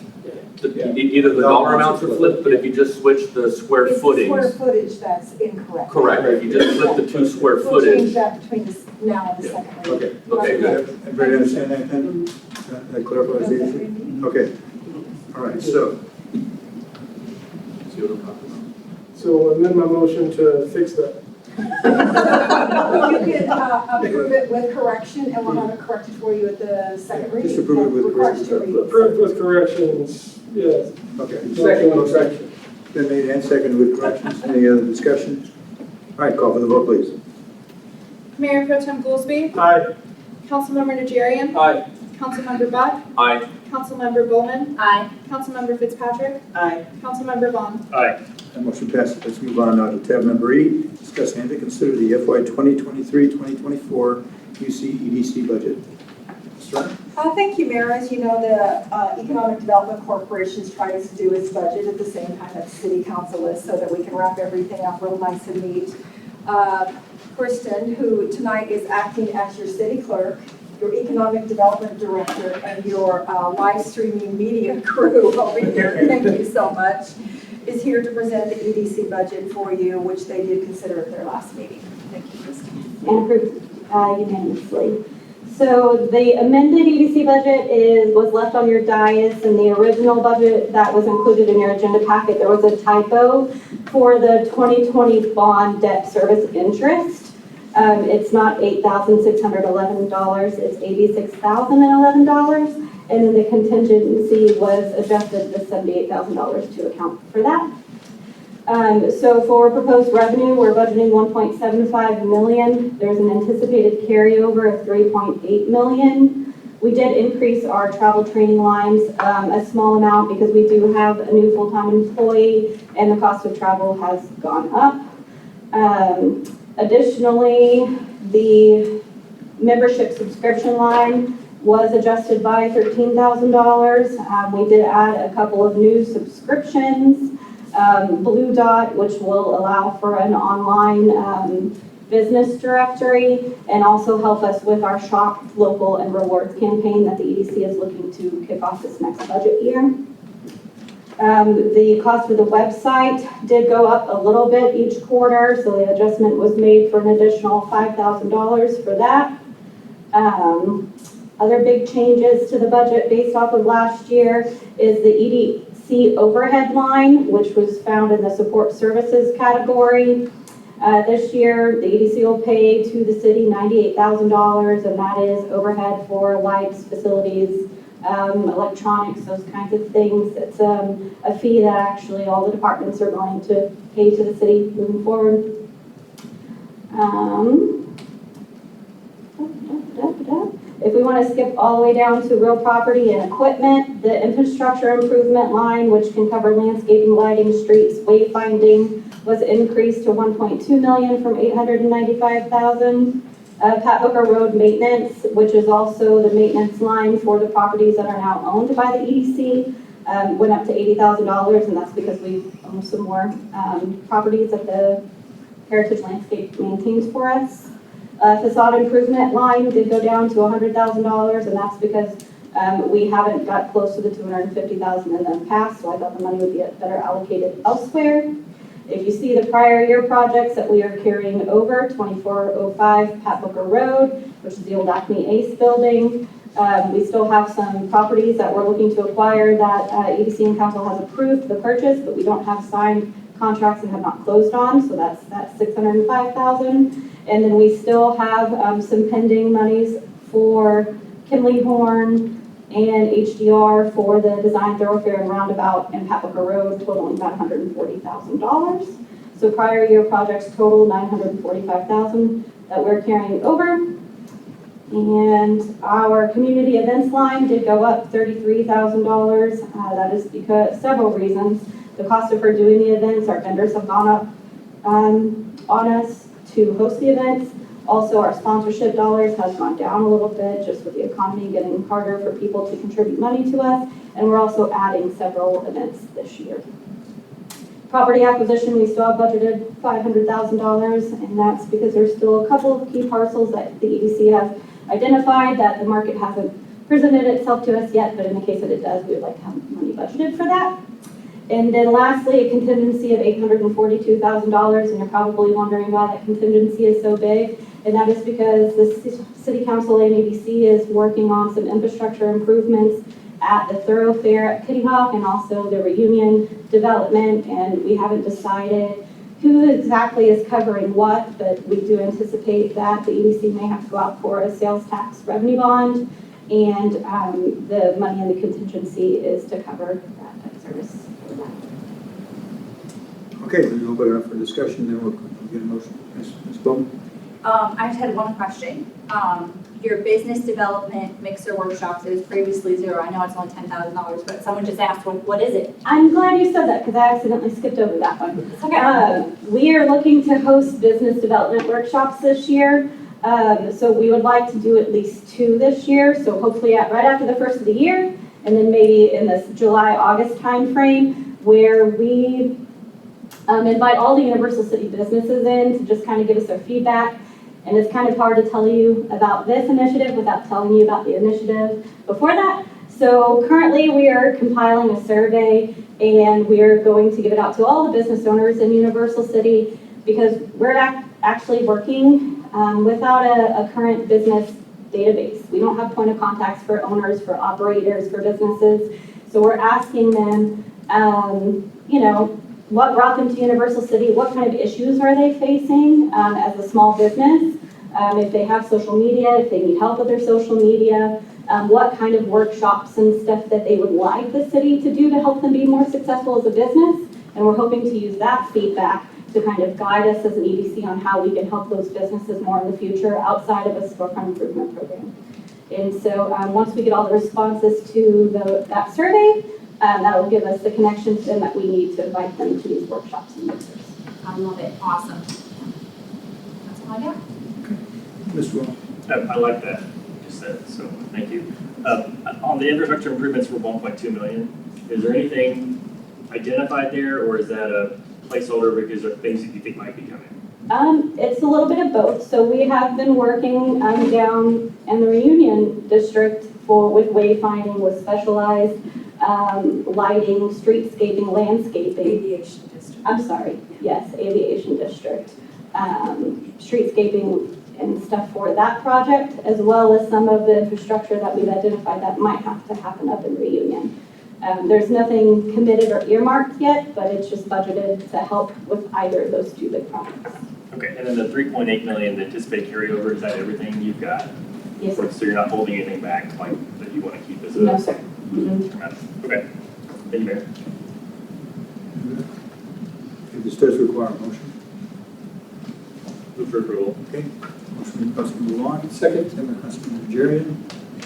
Discussion further, anybody? All right, call for the vote then, please. Councilmember Vaughan. Aye. Councilmember Najarian. Aye. Mayor Pro Tem Goolsby. Aye. Councilmember Buck. Aye. Councilmember Bulman. Aye. Councilmember Fitzpatrick. Aye. Okay, that motion passes. Thank you very much. Let's move down to tab number K, which is the fence permit discussion. It's discussion only again this evening, so let's open it up for discussion. Anyone, is there any special council wants to present? Staff to council? Sure. Okay. Sure.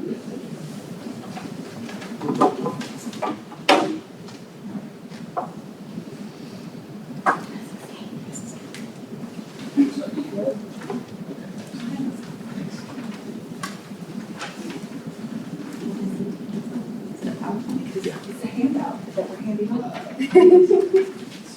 We added another option in after we had kind of gone back and talked about some of the comments that we got from council.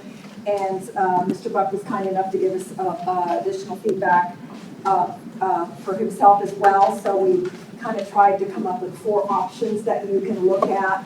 Apologize to everybody for how small the print is in the audience. Maybe once Maribel gets that, she could do something to make that a little bit bigger for us on the screen. So we're going to give you a chance to read those, and Michael will go over those in detail. Yeah, so the new option is 4. That was added compared to what was in your packet. Thank you, Maribel.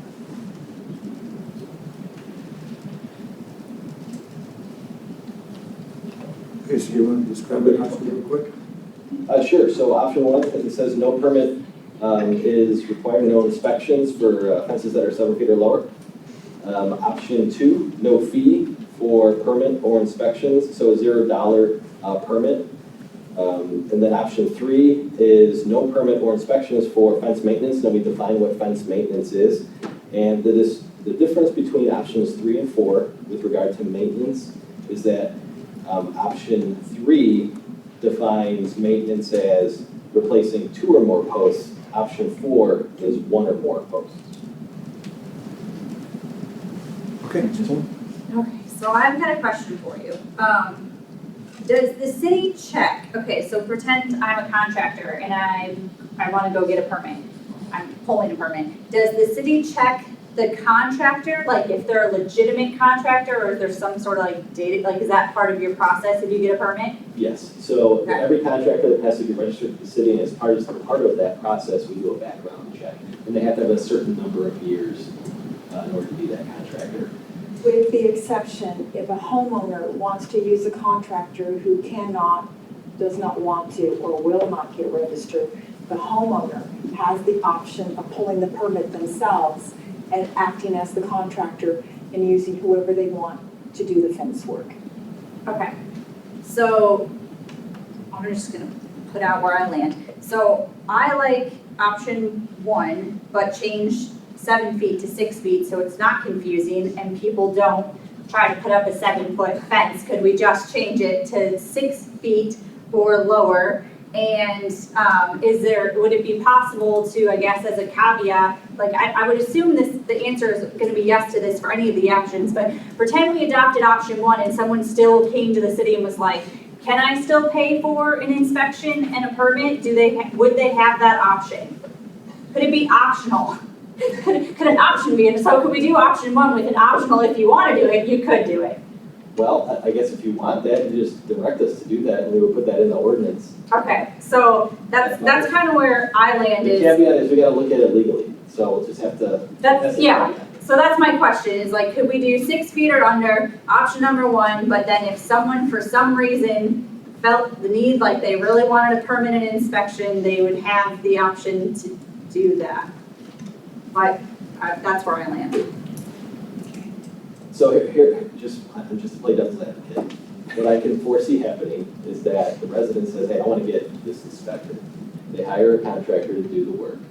You're saying they don't have to get a permit, is that right? No. Yeah, so option 1 is no permit or inspection. Okay, but they want the inspection, right? So we fail them, and they have a disagreement then with their contractor, and then they decide that they don't want the inspection, so they can just not have to, so we. Fix what's wrong. That's what's gonna happen. Yeah, I'm old school, I'm wild, wild west, like, land of the free, man. So if you wanna build your fence, you take that responsibility. If you do it wrong, that's on you, and we all suffer the consequences. But I still think option one, but just changing it to 6 feet instead of 7 feet, since we can't have a 6 foot, clear it up. But that's just me. Mr. Vaughan? I like the option 4. I mean, I think option 1 we kind of voted on and that didn't work last go around. And I think option 4, I would just tweak it a little bit to do a hybrid. I would say permit with a fee and inspection for a new fence, and then any replacements or maintenance, a permit and inspection is optional with a fee. So if you want to come and have your contractor checked and then do an inspection, then you can do that, but any maintenance, any replacements of an existing fence. I know there was a discussion last time about staff was concerned about being able to prove whether there was a fence or wasn't a fence to begin with, but I don't think it would matter because all that matters is they follow the codes. And if there's a fence there that's the wrong codes, then the city's gonna do code enforcement whether they got a permit or not. But that would be where I would propose. Okay, can you just say that one more time? I wrote it please? down. He said, option number 4, Right. permit fee and inspection required for new fence, and for the major maintenance and minor maintenance, no permit, no fee, no inspection. Optional permit and inspection with a fee. So if they replace their existing fence completely, Optional. it's optional. Optional. Right. Mr. Quatermain? No. Mr. Bud? Mr. Penfield? I'm sorry. Done. Yes, Okay. thank you, Mayor. I like where that went. My only thing is because whenever I'm asking, I'm hearing from people on this and talking to people about this, a lot of people's concern is, well, I don't know the rules. Well, don't look up the rules. Well, but I don't know if I have to know the rules. Well, we're saying this, there is a no fee permit, right? If I do any major replacing. Right, so $0 permit. But what Option. Mr. Vaughan is If saying, they want to get inspected. so he's using the word option, and again, Ms. Bulman too, I think we should say is that they may pull a permit, not shall, which is what it says right now. We could just use the word, instead of using the word option to pull a permit, they may pull a permit if the homeowner desires, or the contractor. At $0 or? 0 for the maintenance side, it would be a 0 fee. What about a replacement fence? If they're going in with, with what they had, Right. I don't see a need for a permit if they're going back in with what they had. Okay, but if they choose to, for that scenario, Right. we charge them for that. Yeah, I say you choose. I don't know, I'll leave that to somebody smarter. Thank you, Mr. Mayor. Okay, Mr. Buck? Thank you, Mr. Mayor. What I'd like to do is read to everybody in order to be succinct, and because I think I worded it pretty well, I went over this for about an hour. I'd like to read the email that I sent to Ms. Turner and Mr. Casada explaining my position, why I believe that permits are in the best interest of the entire community. I'm trying to look at this from the entire community and how one person building their fence can potentially have an impact on one or more of their neighbors if the fence is installed improperly. So, I wish to make my position clear up front. I believe change is warranted, but I understand the need for inspections. The residents I spoke with in 2022 were unhappy with the requirement to pay a $75 permit fee for maintenance. In many cases, if they only replaced pickets, but it was more than X feet, the cost of the permit very often exceeded the cost of the maintenance. As an example, if one chooses the expensive cedar pickets from Home Depot at $3.28 a picket, replacing only 15 of them would exceed the cost of the permit by about $30. The cost of that replacement would be $49.20 if one does it themselves, but the cost of the permit is $75. So why does my permit cost more than my repair is a reasonable question. However, Mr. Lineman's comments about ensuring a fence does not impede drainage or unreasonably impede access to rights-of-way are well taken. I recognize the city has an interest in making sure resident safety is not compromised by a fence repair or maintenance that might impede said drainage or right-of-way access. However, every resident pays property taxes to generally fund the operation of the great city in which they've chosen to live. Therefore, if it's in the greater interest of the city to ensure compliance, the city should be prepared to fund the interests of the greater good without placing an increased financial burden on that resident who repairs their fence. So here's what my proposal is. If there's a new fence where there's none there before, you have to pay the $75 permit and you have to get it inspected. It's in the interest of the other residents of the city to make sure that that fence is not going to impede drainage or anything else off of their property that's going to interfere with somebody else's property. Same thing with access to easements and rights of way. If somebody does major maintenance, right, major is defined in the proposal right there, that means replacing the entire fence, okay, because that's major maintenance. The city still has an interest for the greater good to make sure that the fence is repaired/replaced properly, because otherwise the resident could put whatever they want up there, right? But I, as a resident, want to make sure that my neighbor is not repairing or replacing their fence in a way that's going to now impede the drainage. Minor maintenance, if I'm only spray painting or power washing or replacing less than 15 slats, you don't need a permit, you don't need to pay an inspection fee. But for that major repair, I believe that the city has a greater interest in having the fence inspected to ensure that it maintains compliance with the city codes and the safety, but we're not going to charge them a fee for it, no matter what. The city will absorb that cost, which was a couple $1,000s a year, I believe, maybe under $10,000, I believe, is what you quoted. So I see the need for the interest of the other residents of the city. You know, if you live out in the wild, wild west, your comments are well taken. If you live way out in the wild, wild west, then absolutely your fence, my fence has little impact on anybody else. But here in the community where the houses are so close together, I think we have an interest in ensuring that the safety of all the residents doesn't suffer because of one person who builds their fence in a way that's unsafe. So that's my option 4 that I put up there to make sure that that safety is maintained. Thank you, Mr. Mayor. Councilmember Buck, Sir. just a point of correction, it's $85. $85. See, all the more reason for them to be upset. That's $10 more. Yes, Mr. Chair. Thank you, Mr. Mayor.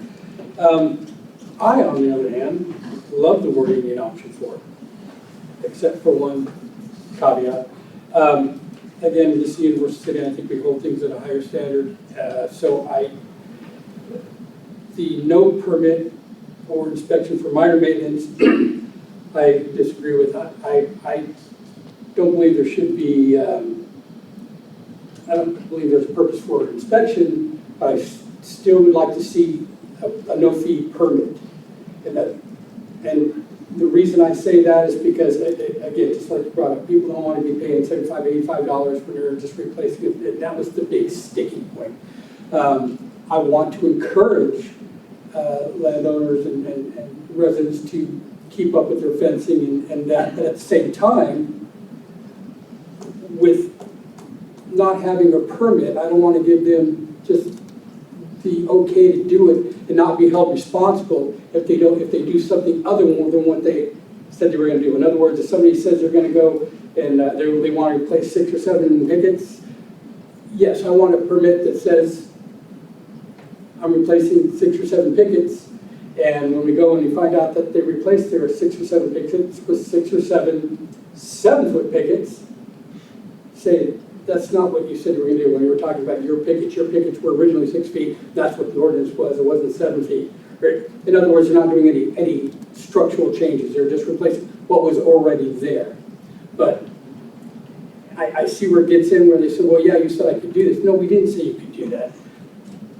By having them do the permit, we know what they're doing and either can give direction on, well, yeah, you can't put 7 foot. If they say, I'm going to replace my 6 foot with 7 foot, no, you can't do that. So everybody knows going in at the time what's going on if they try, and if people are trying to do something other than what they said, we have some bite in that as well.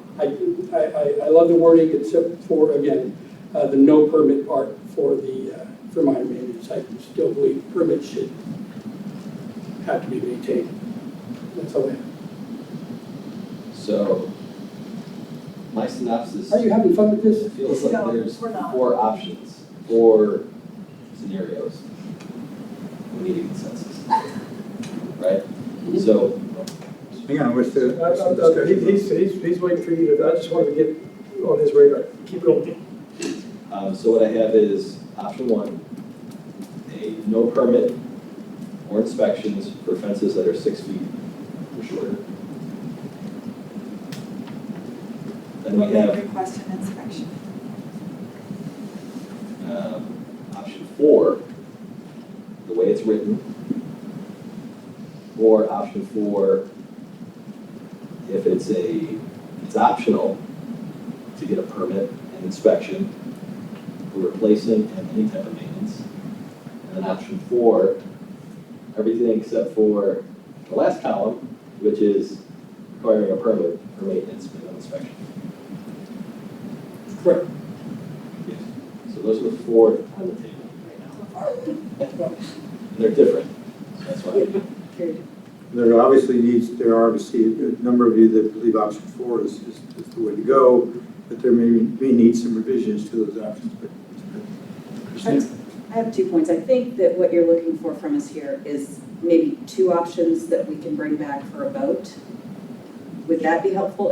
Better than 4? Or do you want us, would it be more helpful if we gave you, kind of came to a consensus here as to narrow it down? Yes, that'd be the great.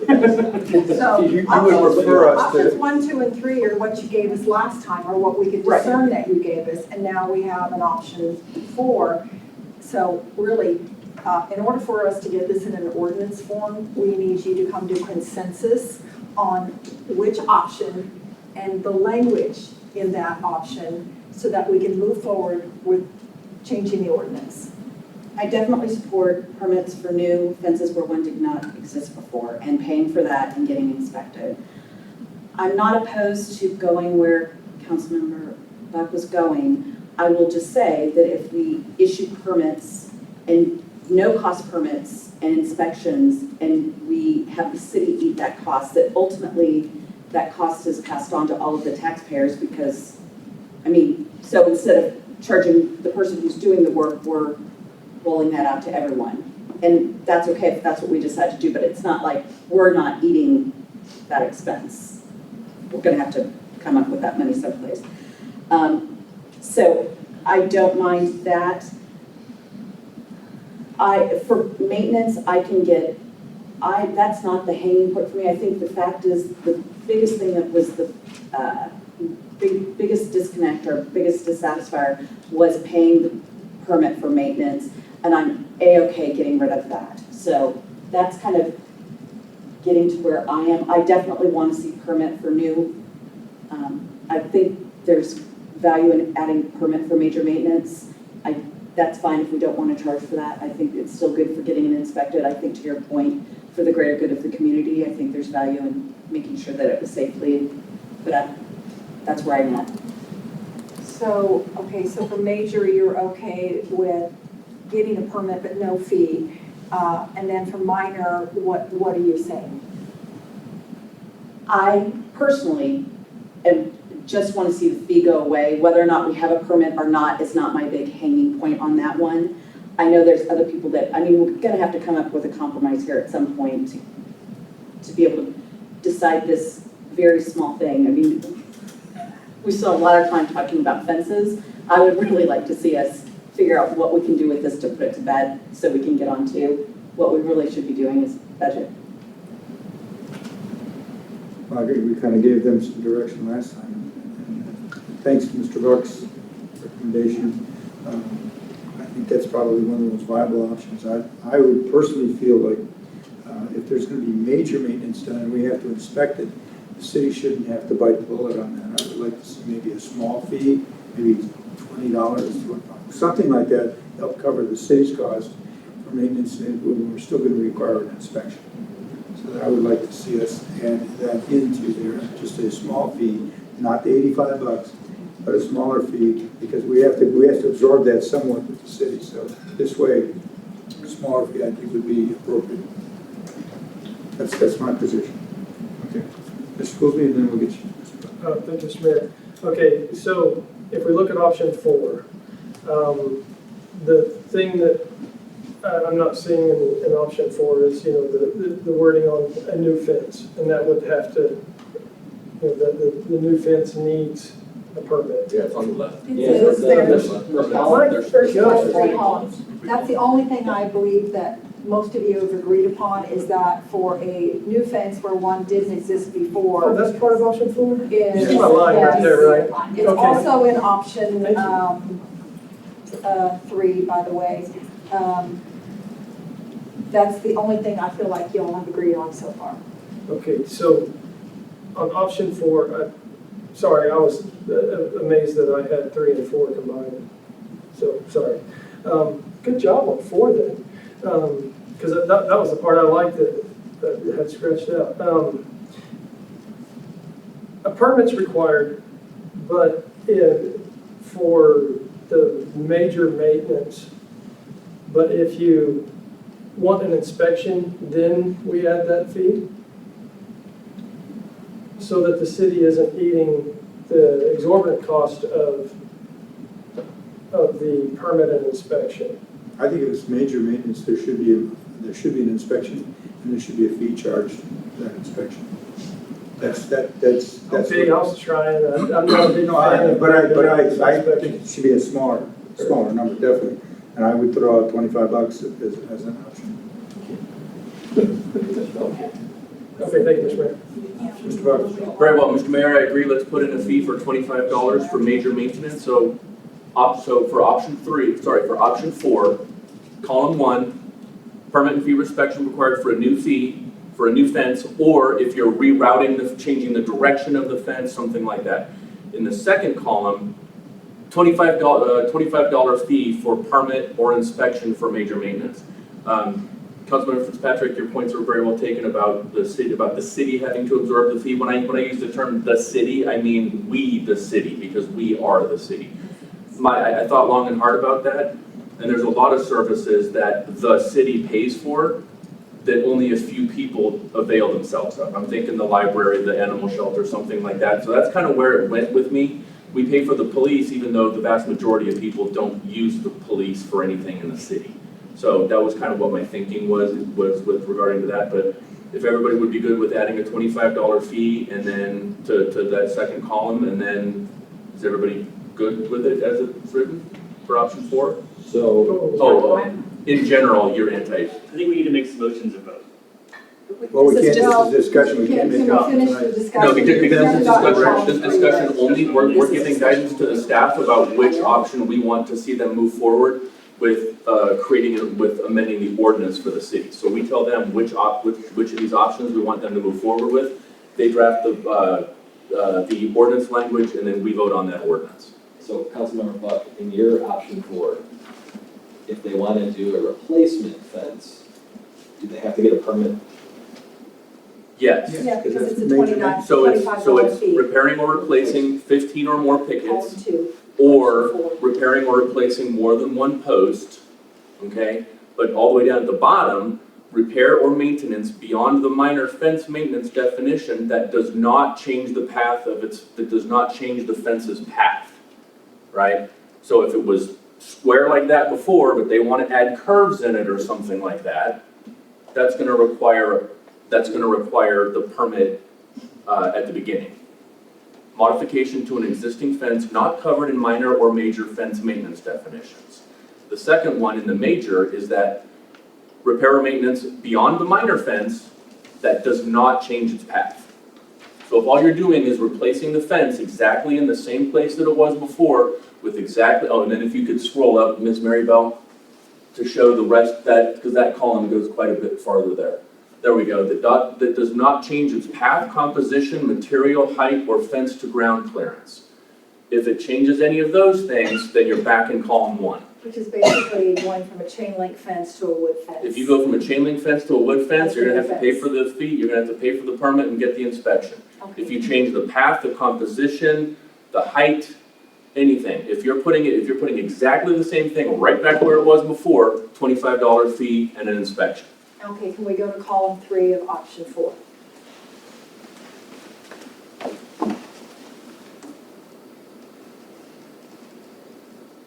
Yeah, so if I go to Home Depot and I buy 14 pickets and replace them on my own, the city doesn't have to come out and have a look at it. If I power wash it, if I stain it, if I paint it, if I wash it, whatever. Or if all I repair is 15 pickets, the lattice, the rail runner, the trim, the post caps, it's not changing the composition of the fence. It's not changing the ground, the fence to ground clearance. You see what I'm saying? Yeah, we understand that. Okay, we have that. Our question is that now we've changed from column 2 of option 4 to a $25 fee for the permit and inspection. Correct. And so what are you doing? No permit and no inspection for minor, whatever you're calling Yes. minor maintenance? Yes. Or are you requiring, again, I'm not asking just you, I'm asking all of you. Or are you saying, yeah, a $0 permit, just so that we can guide you through the process? My proposal, ma'am, and to my fellow council members, would be that we leave column 3 the same as it is. If all you're doing is washing, painting, staining your fence, nobody needs to come out and look at your fence and make sure that you did it Well, we correctly. would look at it anyway, even under the current ordinance. The only thing that we would be looking at is repairing or replacing fewer than 15 pickets lattice, whatever your Yeah. third bullet. So point is. the minor repair would still be repairing or replacing fewer than 15 pickets, et cetera, et cetera, et cetera. No permit, no fee, no inspection required. Can we change that to 17, fewer than 17, because there's usually 8 pickets. 17. Fewer than 17 pickets, and then over in column 2, changing it to 18 or more pickets. Sure. Okay, I'm gonna go back up to the top. Yes, ma'am. Again, not just Mr. Buck, I'm asking everybody. So for what is classified as minor, which is fewer than 17 pickets, replacing fewer than 17 I'm pickets. sorry, fewer than 17 or fewer than 18? Fewer than 17. And then 17 or, and then 17 or more. 16 is 2 panels. Okay, and then, so we're repairing fewer than 17 and 17 or more in column 2. Correct. Yes, ma'am. But I'm asking you up in the blue section where it says no permit or inspection for minor maintenance. What does council want to place there? Also for the minor maintenance. For the third column, for that minor maintenance. It's really simple, permit or no permit, fee or no fee, that's Yes, what ma'am. we're asking. Mr. Mayor, I'll yield my time so other council members can talk. Mr. Najarian's got some. I think we're getting down to it finally. I agree with everything. I have no problem with all that, the 25, I'm on board with all of it. I just still believe there should be a no fee permit on line 3, take out the inspection, but no fee permit, just so we know what they're doing. If next door neighbor calls the city and is complaining that this person did this, that, and the other, and it's not the same thing that they originally went to get their permit for, then we can say, hey, that's not what you put here. But yeah, no fee, but I still think we should have a permit. I'm good with everything else. If I have, I'm All right. Let's give some direction to staff as what we're looking for. I think most of the council agrees with that option 4 is a viable option with some modifications, adding a smaller fee. And Mr. Najarian says for that third one, there should be no permit. There should still be a permit. Yeah, there should be a permit. That's No fee, yeah, no fee No permit fee. required, and then taking out the maintenance, the inspection. Just, I'm trying to keep people honest people honest, and yes, Ms. Want a consensus? I'm just gonna be no, so, but, I mean, obviously I'm outnumbered, but like I said, I don't like option 4, I don't agree with it, so my consensus there is no, so I think the rest of you need to figure out what you like for option 4, because I'm just gonna vote no, so. Mr. Vaughan? I'd probably do too, on support the way it is. Or with a permit in the third column. Okay, so I think we can draft it based on that feedback. We're gonna draft it though, Councilmember Najarian, without the third column requiring a permit, because it sounds like 3 out of the remaining 4 they were okay with the way it's written.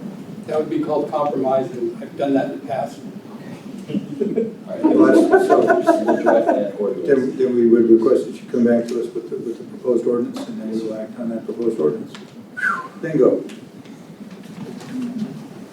Good thing Mr. Hill's not here. All right.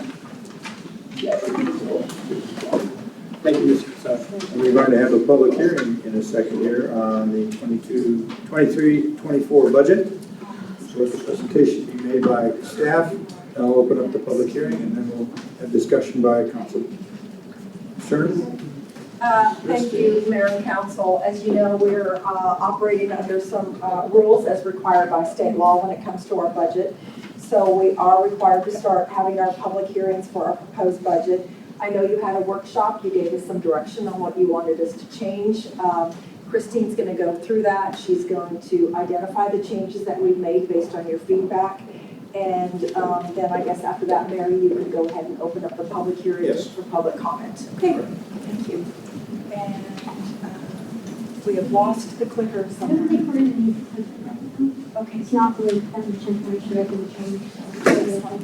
Good evening, Mayor and Council. It's up on the podium up there. Okay, I'll get it for the next one. Thank you. The few changes that were made included the development services employee that you wanted to add the $50,000. Fire department contracts, 30,000 bless you.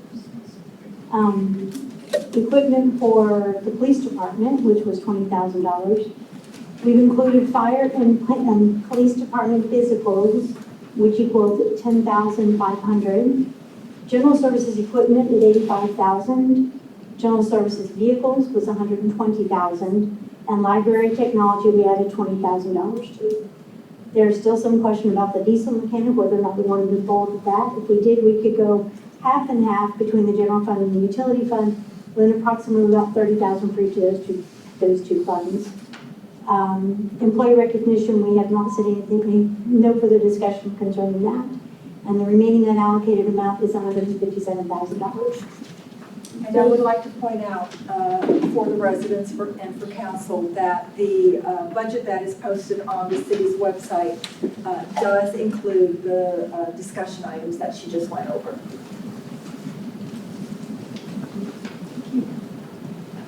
You can go ahead. Any other presentation from staff? No, that is the presentation. Okay. We'll be doing this again at the next council meeting. It's now 8:45. We'll open the public hearing. And there was one individual that did sign up to discuss item on that, is Mr. Rubel. Sir? And anyone else can certainly follow, obviously. Mr. Mayor and council members, there are a couple of things that I've been tracking, and that is, for example, we're increasing our number of detectives, not from 1 to 2, but from 3 to 4 in this budget.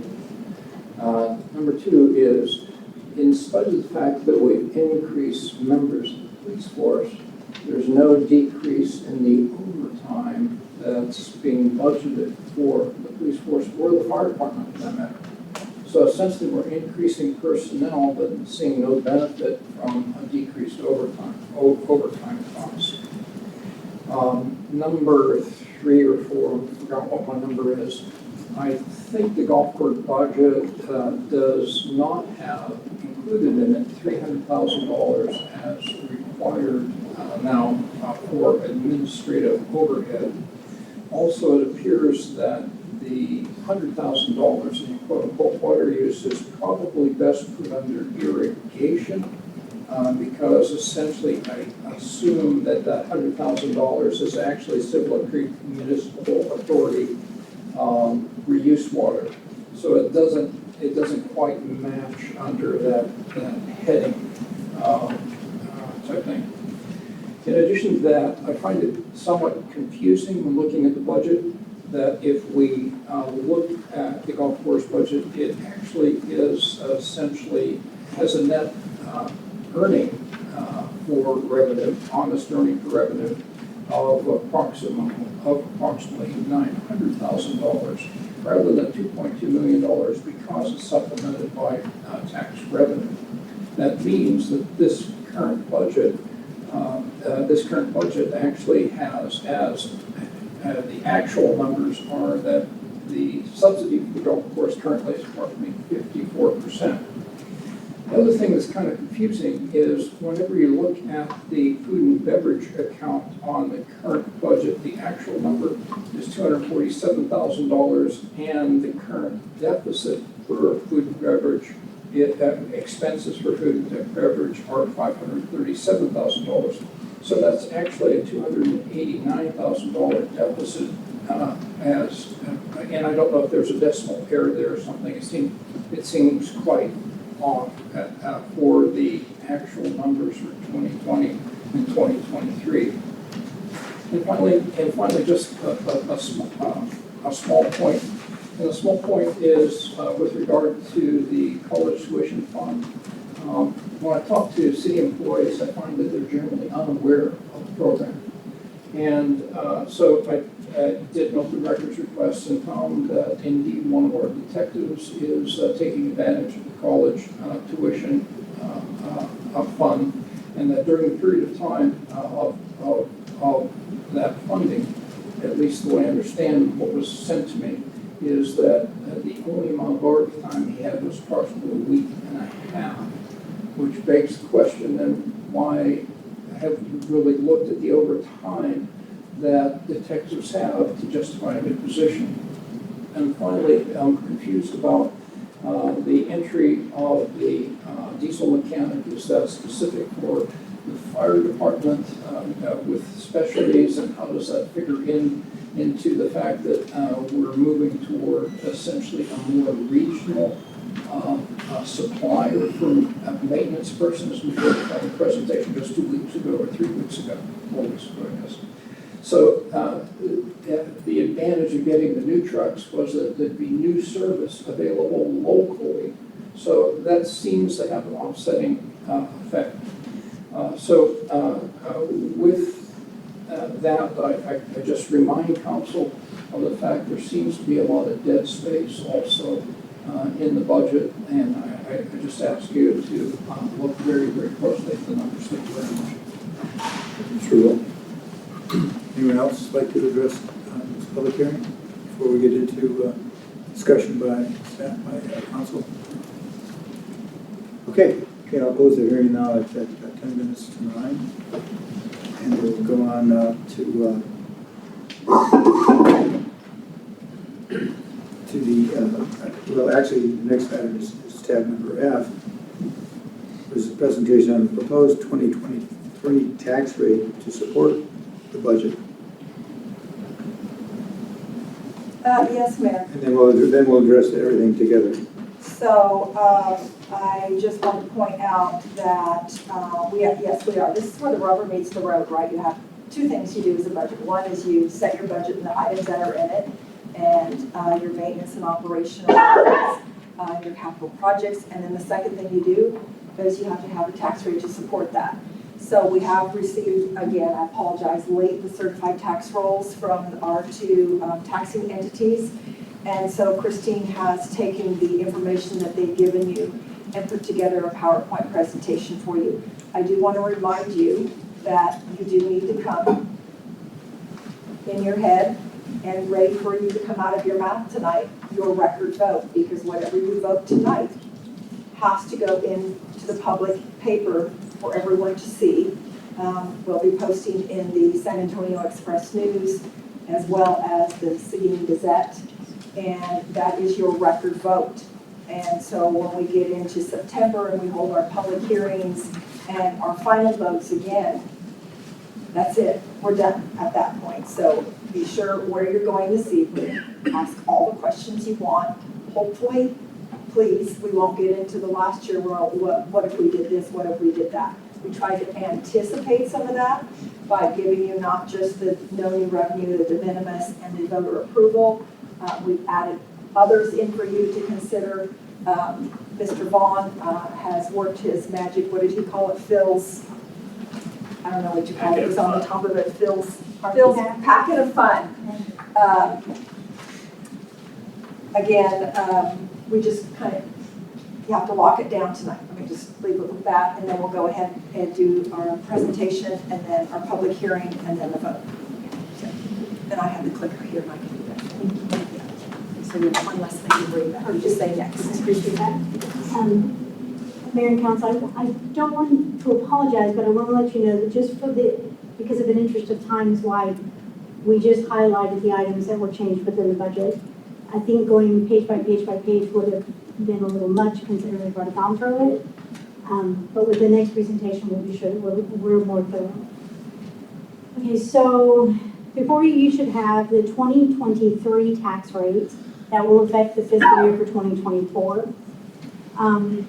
The tax rate calculation worksheet is prepared by the county tax assessor's offices each year. The information is reviewed by city staff to ensure accuracy, and they have provided 3 rate options. They've calculated 3 rate options within the worksheet. The first rate is no new revenue, voter approval rate, and de minimis rate. The no new revenue represents the tax levy that would be almost equal to this current year's collection.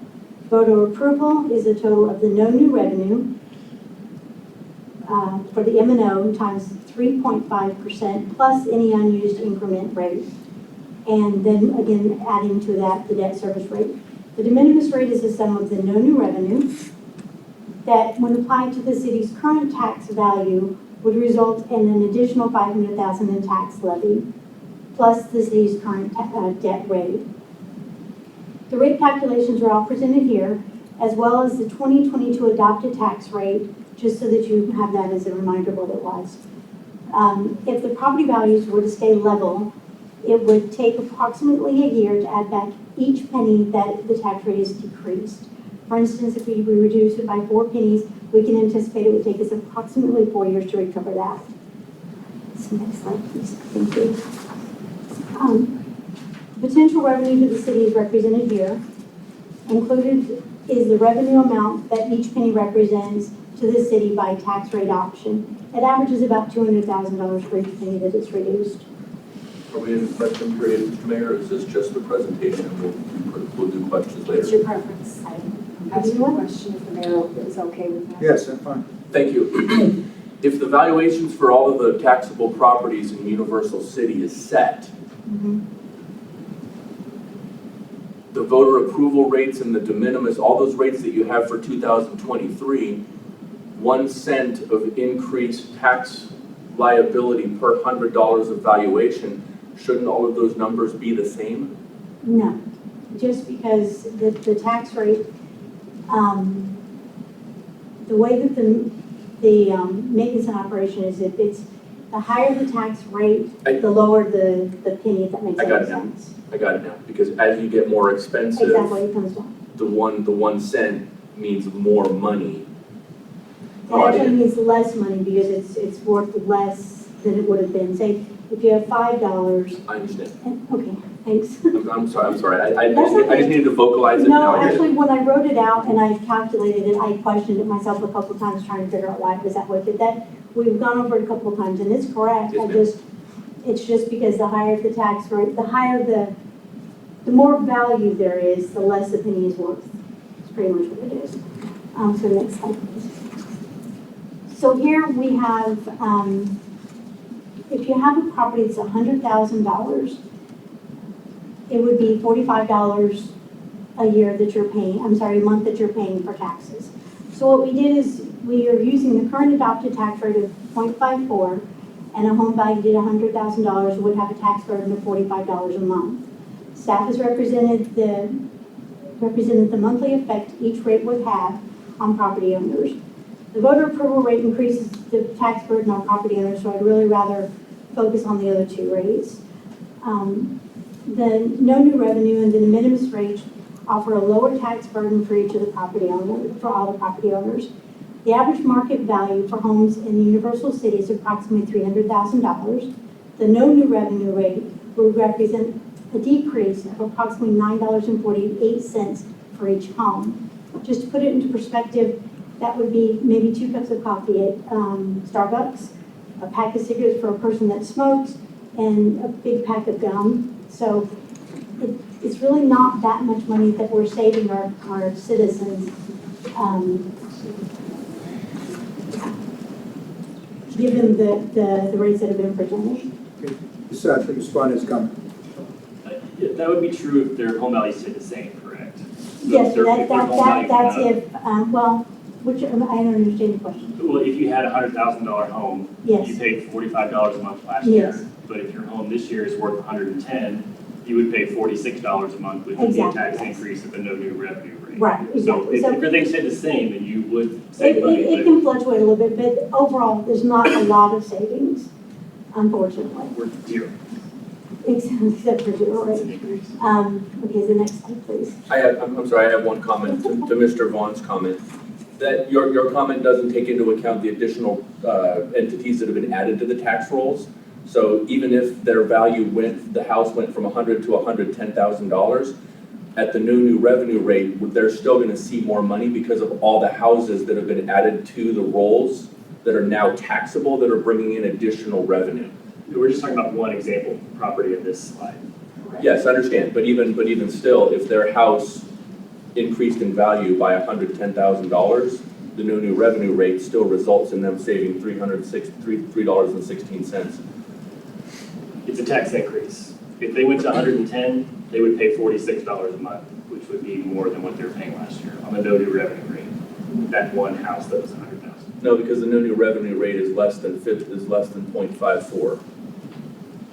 It gives you the $41.84. If you were at 100,000 last year, you paid 45. If you would do the new revenue rate, you would pay $41.84 a month.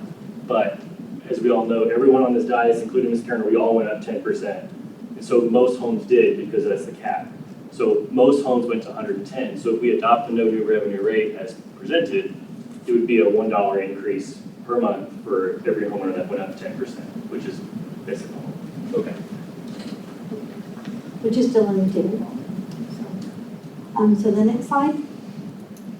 In 2022, the city implemented a tax ceiling or freeze for single-family residential property owners that are over 65, as well as those with disabilities. The percentage of those qualifying for these exemptions increased from 45% to 46% between 2022 and 2023. With the aging population of Universal City, we can anticipate this percentage to continue to increase. These charts represent the percentage of single-family residential property owners that are included in the tax ceiling that have a DV4 tax exemption, which means they're 100% exempt from property tax, as well as single-family residential property owners that do not qualify for these exemptions. As you can see, almost half of the homes in Universal City qualify for the exemptions currently.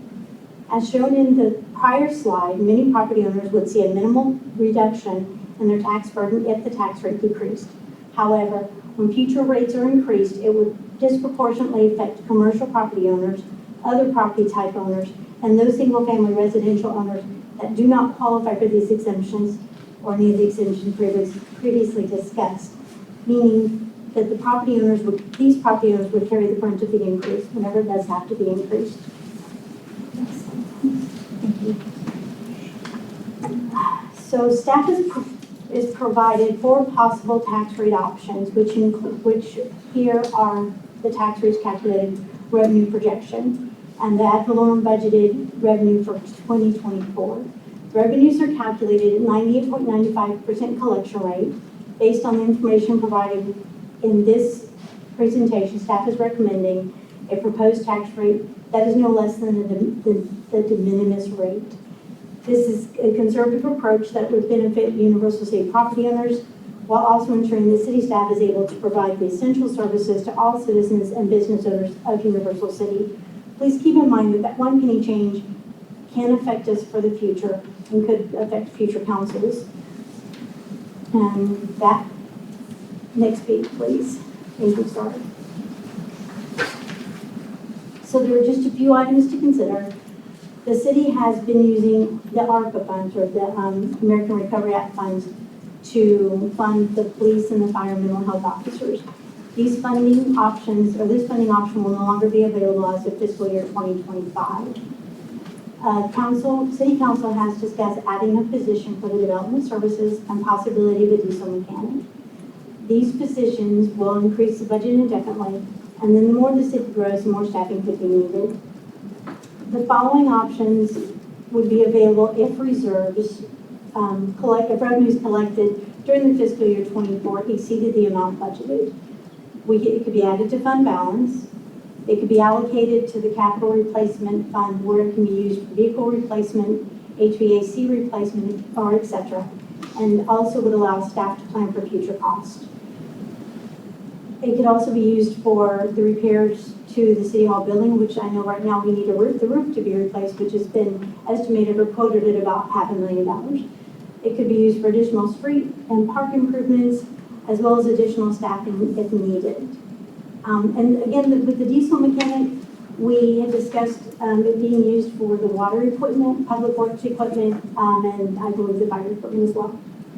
That's all I have.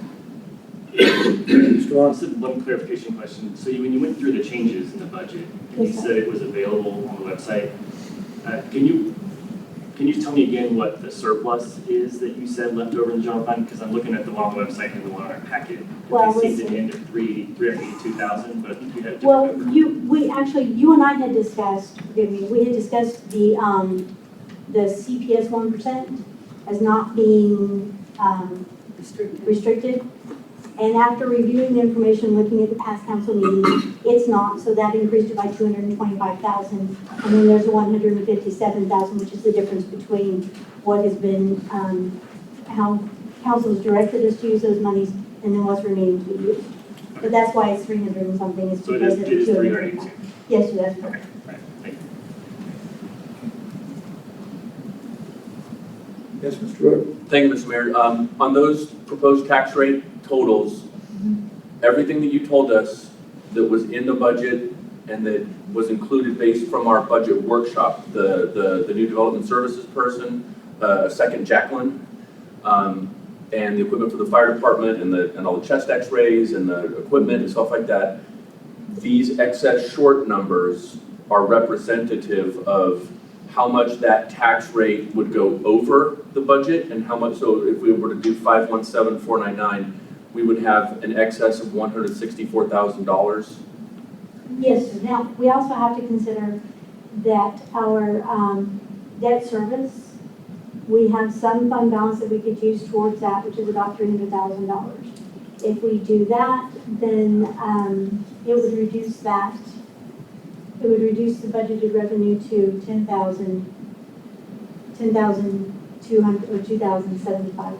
You mean 10 million? Thank you. That's exactly what I meant. That's what I meant at 9 o'clock at night. Yes, ma'am.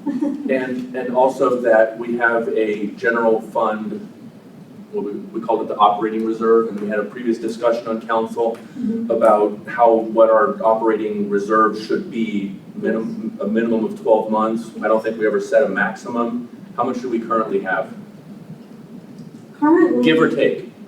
Give or take, we could fall short this fiscal year. So if we adopted. Right now, we would need about $15 million. And I believe at the end of fiscal year 22, we had $14 million roughly in fund balance. Tell me the first number again. How much would we need total? 15 million. 15 million in We our have accounts. 14 million as of fiscal year 22 end. So we're right on the cusp of being able to do it. But the thing about the fund balance is you have to recognize too that fund balance can include prepaid items. It can include delinquent taxes, these types of items. So when you're talking about budget and you're talking about fund balance, they're kind of different. Yes, ma'am. What I was talking about was our operating reserve. We've talked about having a 12-month, 13, 14, 15-month fund reserve, operating reserve. That's the 12-month fund balance. So it's not really a reserve. The reserve would be current assets, current liabilities, what do you have that you could liquidate in quick period in order to cover that year? And that's kind of the difference between the two. But as of fiscal year 22, the fund balance available is approximately $14 million, and we will need approximately $15 million as of this year. So we're gonna add all of that money that we're about to levy on the residents, plus all the sales tax. So as soon as people start paying their property tax bills come January, Well, we're kind of talking in two different periods, though. Are you referring to fiscal year 24 or fiscal year 23? I'm referring to the tax levy because what we're doing right now is setting the tax rate for 2023. Yes, sir. They're gonna pay it in fiscal year 24 because they're gonna pay it in calendar year January 2024. So once they make those payments, our fund balances are gonna start going, our checking account balances are gonna start going way up, correct? Yes. Okay, so in addition to what we're about to levy on the residents in property taxes as well as sales tax coming in, we have an excess right now, you said, of about $14 million. We have about 12 months. I don't want to say in excess. About 12 months We of have operating? about 12 months, yes. Okay, so we're right about where we need to be? Yes, sir, now I apologize, I was going from fiscal year 22 to 23, so, yes, sir, you're correct. And we agreed in the budget then that we would want to stay at 12 months. Yes, sir. Right, and we'll be Minimum. monitoring that throughout the year, just so you understand that. That's typically something that we would monitor to make sure that we stay within that. If we found that we were not, then we would come back to council and say, you know, hey, we're close, we'll probably make it at the end of the year, we're probably not gonna make it, here's some adjustments we're recommending that we do, all of that stuff will happen. My thought process was if you were to say we're at about a 14-month operating revenue, that we have operating reserves, I suppose. If we were a little bit over what we needed, we could do that 92,000. Like if we had $4 million beyond what our city needs to operate for a year, we could absorb that $92,000 shortfall, knowing that our fund balances are going to go back down again and we'll break even at the end of the year. The only thing you want to consider with that is if tax rates go up next year and you have to increase by 3 cents, for instance, you're going to affect those property owners that do not qualify for those exemptions. Because the other persons will stay frozen at whatever the rate is. And if the percentage of persons that qualify for that exemption increase, it reduces the number of people that have to carry that heavier burden. And again, it takes about a year to recover a penny. Good, thank you. You're welcome. And the other thing I'll remind you, and it's a good point that you brought up where she is showing the shortage. By law, we have to have a balanced budget. So you can see where the numbers are kind of nudging us to go. We're just throwing that out for council to understand that you have to have a balanced budget. Thank you, Mr. Mayor. Okay, anybody else? Public hearing now, or? Pardon? The public hearing? Public hearing building. You already did the public hearing. What we're doing now We're doing is public hearing for the budget. we're discussing that rate, and what we'll do is have a public hearing now on the proposed tax rate. And then we'll have another And then we'll have discussion. Then we'll have- discussion. yes. Is that Yes. correct? Yes. You are correct. Okay, everybody clear on that? What we're on? Okay, so we'll move to the public hearing, note tab 2, public hearing on the proposed 2023 tax rate to support the 2023-2024 budget. So I think we've already heard from Christine Yes, sir. what their You can options just open the are. public hearing. So I'll just go ahead and open up the public hearing, and anybody would like to address it, please do it. It is now 9:11. Mr. Vaughan? Mr. Mayor and council members, $92,000. There's not $92,000 that can be taken from the budget that was presented at the budget workshop in here. $92,000. Okay. Our city manager is making over $200,000. Okay. We've been very generous to our employees for 2.5% essentially increase plus cost of living increases. There has to be a way to cut from the budget that's been presented presented the $92,000 to come up with a balanced budget. That's all we asked, is to look at the budget for a reduction to meet what the expenses are. Let's go from the tax rate to make the budget work, cutting the debt space. Thank you. Anyone else? Yes, ma'am. Mr. Mayor, members of council, I respectfully, I understand budgets, I have to live with one. I'm a public school, public university retired teacher. I think you all are aware what's going to be on the November ballot, thanks to our Texas legislature, is the first ever cost of living increase for retired teachers. And they're looking at maybe a 2% increase. There are people who have retired from public education either because of health reasons, because they reached the magic number of 80 and qualified for retirement, but they do not meet the 65-year age requirement for the freezing of their taxes. My budget is fixed. Everything is going up. Everything. And I'm gonna second what Mr. Rubel said. I understand the city has a budget it has to meet, and I appreciate that. I am sensitive to that. But I also ask that the council and the city be sensitive to those people who are on fixed incomes, who do not qualify for the freeze on the taxes. And yes, I understand, as was presented ad nauseum last year when we voted on that, that extending that courtesy to those who are 65 and older will put a burden on others. I get it. But you know what? Sometimes people have paid their dues, and they do deserve a little bit of a break. So I am asking you to truly consider, where can you cut 500 here, 500 there? I'm not saying the 92,000 has to come from one location. To quote the movie Dave with Kevin Kline, he said, "Give me the budget. I'll go through and I'll make it work." I don't want that job. That's why it feels. Okay. Ladies and gentlemen, I simply am asking you to consider those whose means are getting shorter and shorter and shorter because our inflation continues to go up. Even if it says it's coming down, prices are not coming down. Thank you. Thank you, ma'am. Anybody else? Okay, let's close it at 9:15, and we'll open it up for discussion by council. Start with Phil, then we'll move the act. I move we approve a tax rate of 49 cents. I second that motion.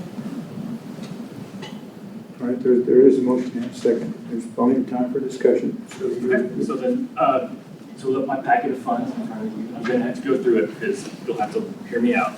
I think 49 cents is the way we should go, and I know it's gonna freak everybody out, so let me just explain it.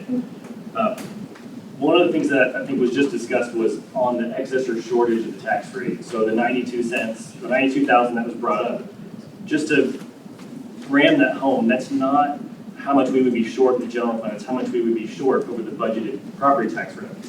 And we have a $382,000 surplus right now in the general fund. So bottom line, we have $382,000, we don't know what it's for, we just have that left over. So even if we were short on that tax rate, then we would have that 382 to draw on if we wanted to. What the city is proposing, though, is the budgeted revenue that's in our draft.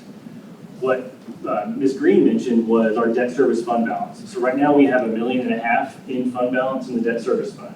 We adopted a policy and we said we'd keep 3 months. 3 months is around $500,000 or so in the debt service fund, but we have $1.5 million left over. And that's in the budget, it's not my number, that's one page in the budget. And I copied it on the third page of your packet of fund. But that $1.5 million, we can't do anything with it but pay debt.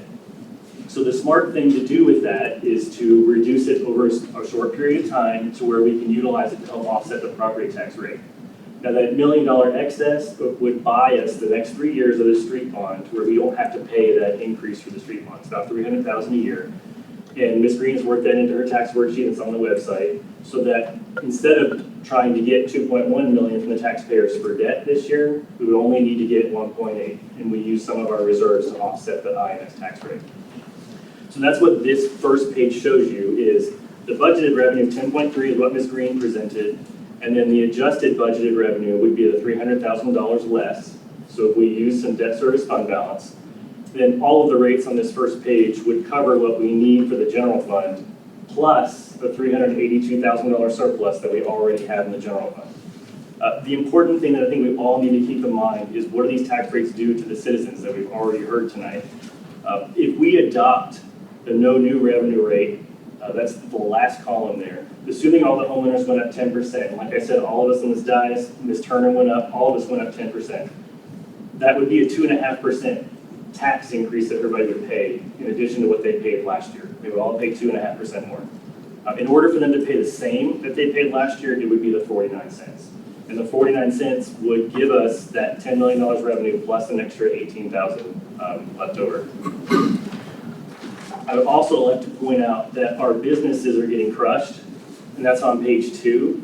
I've given you some examples here, like Aria Grove went from 33 million to 39 million. So if we adopt the 52 cents that's in the budget, Aria Grove's tax, the actual tax that they pay would go up 14%. Gather Brewery would go up 65%. The Triangle Shopping Center, Mr. Gaddy's Bella Sera, that would go up 43%, the actual tax that they would pay. The Randolph Plaza, that's Polly's and Hallmark, would go up 18%. The Planet Fitness Shopping Center would go up 17%. A local architect, who shall remain nameless, will pay 30% more. And so I think if we really want to attract businesses, we've got to take into consideration what they're going to be, because they don't get the benefit of a cap on how much they grow every year like the homeowners do.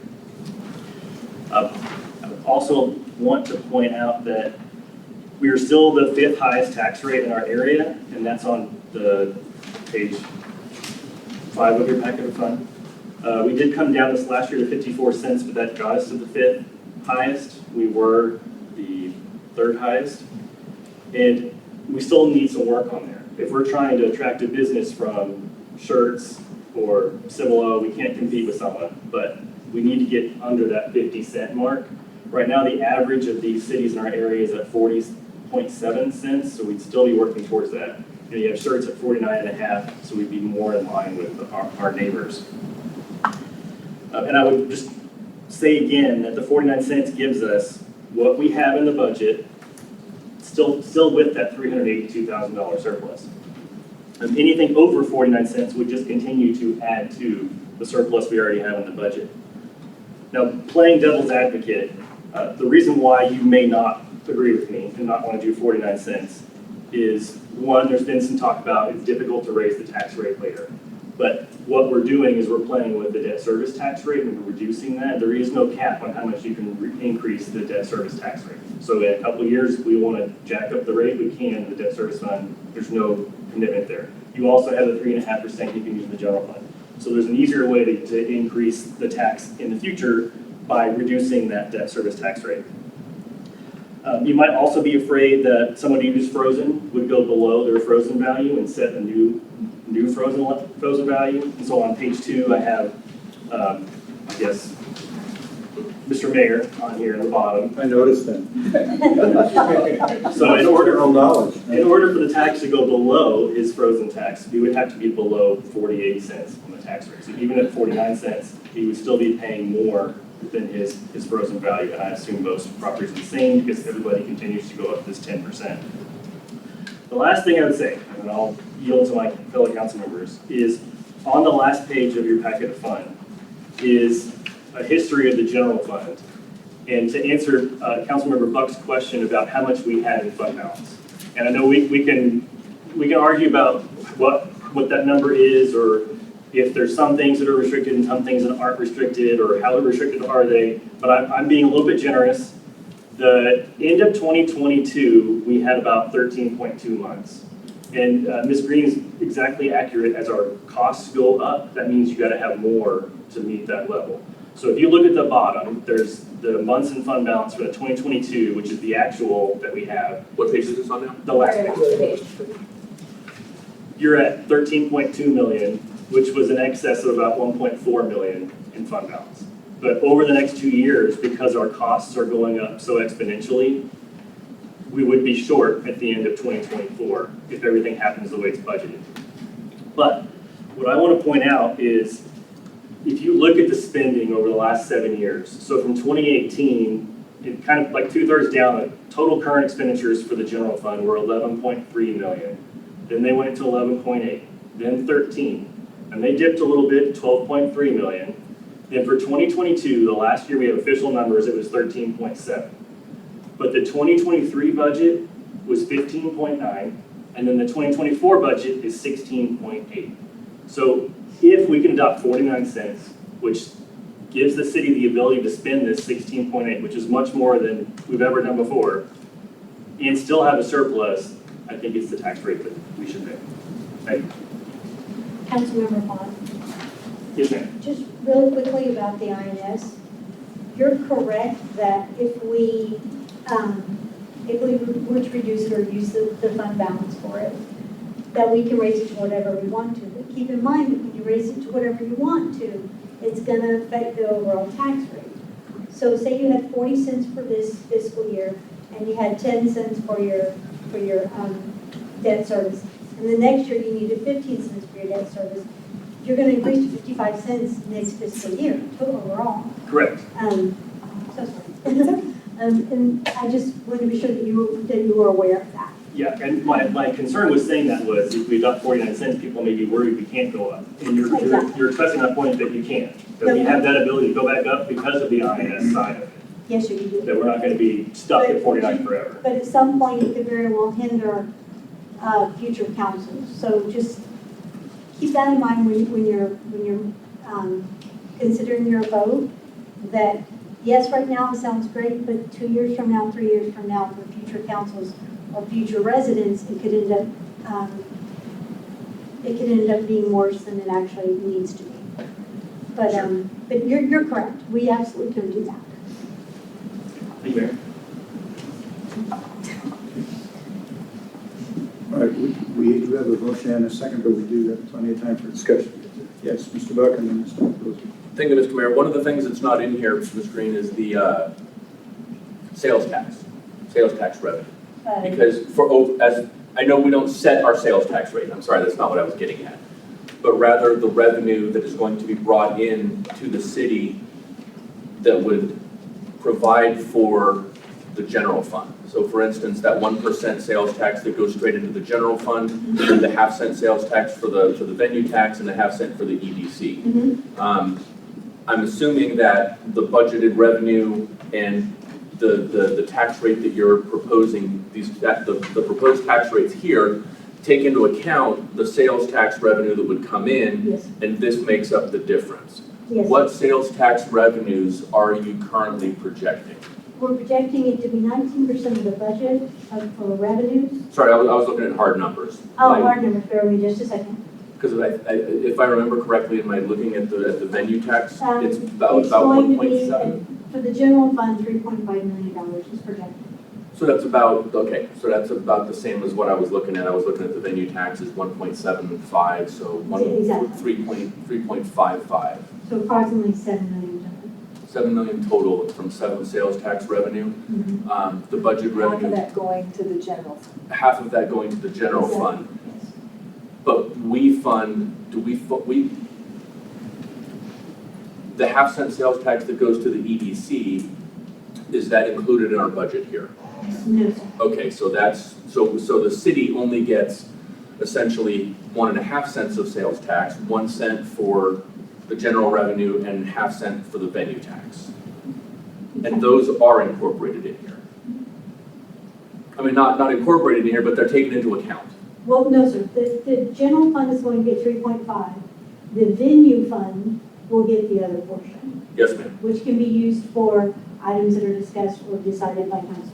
But we've allocated within your budget where those funds are going to go. So essentially you are correct. It's wrapped up in your budget. Yes. The accounting for it and the expense for it. And then what we're doing here by setting this tax rate is to make up the difference between our projected budget and the amount of money that was brought in via the sales tax. And permits and fees and things of that nature. So you said that we were going to bring in about 15 million in sales tax between the general fund and I'm sorry, not 15 million, 5 million. 5 million. About 5 million between the general fund and what did you say the total budget? And the venue tax was about 1.7, the general is about 3.55. Exactly. So what did you say was our total operating budget for the year for fiscal year 2023? The total operating budget, That would be covered by the sales tax and the property tax? that would be covered by all the revenue. Yes, ma'am. Okay. 18,724,380 approximately. Okay, so then we also get the various franchise fees and all of that stuff. That's all And included. that red number up there of 92,000 represents the difference between what we budgeted and how short we would be if we adopted, how much we would miss that target if we adopted that rate. If you adopt that rate,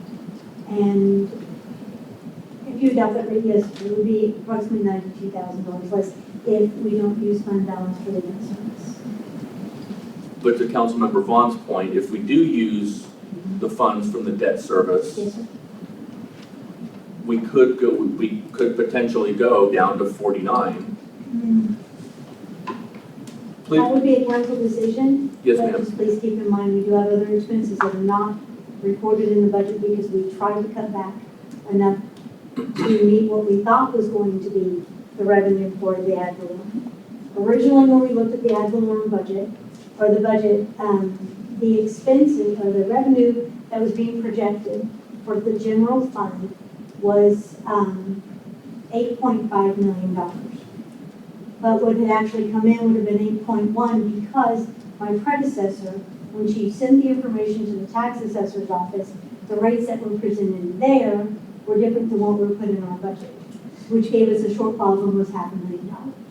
So staff got together and we cut back our budget as much as we could as far as items that we were trying to get in order to cover that.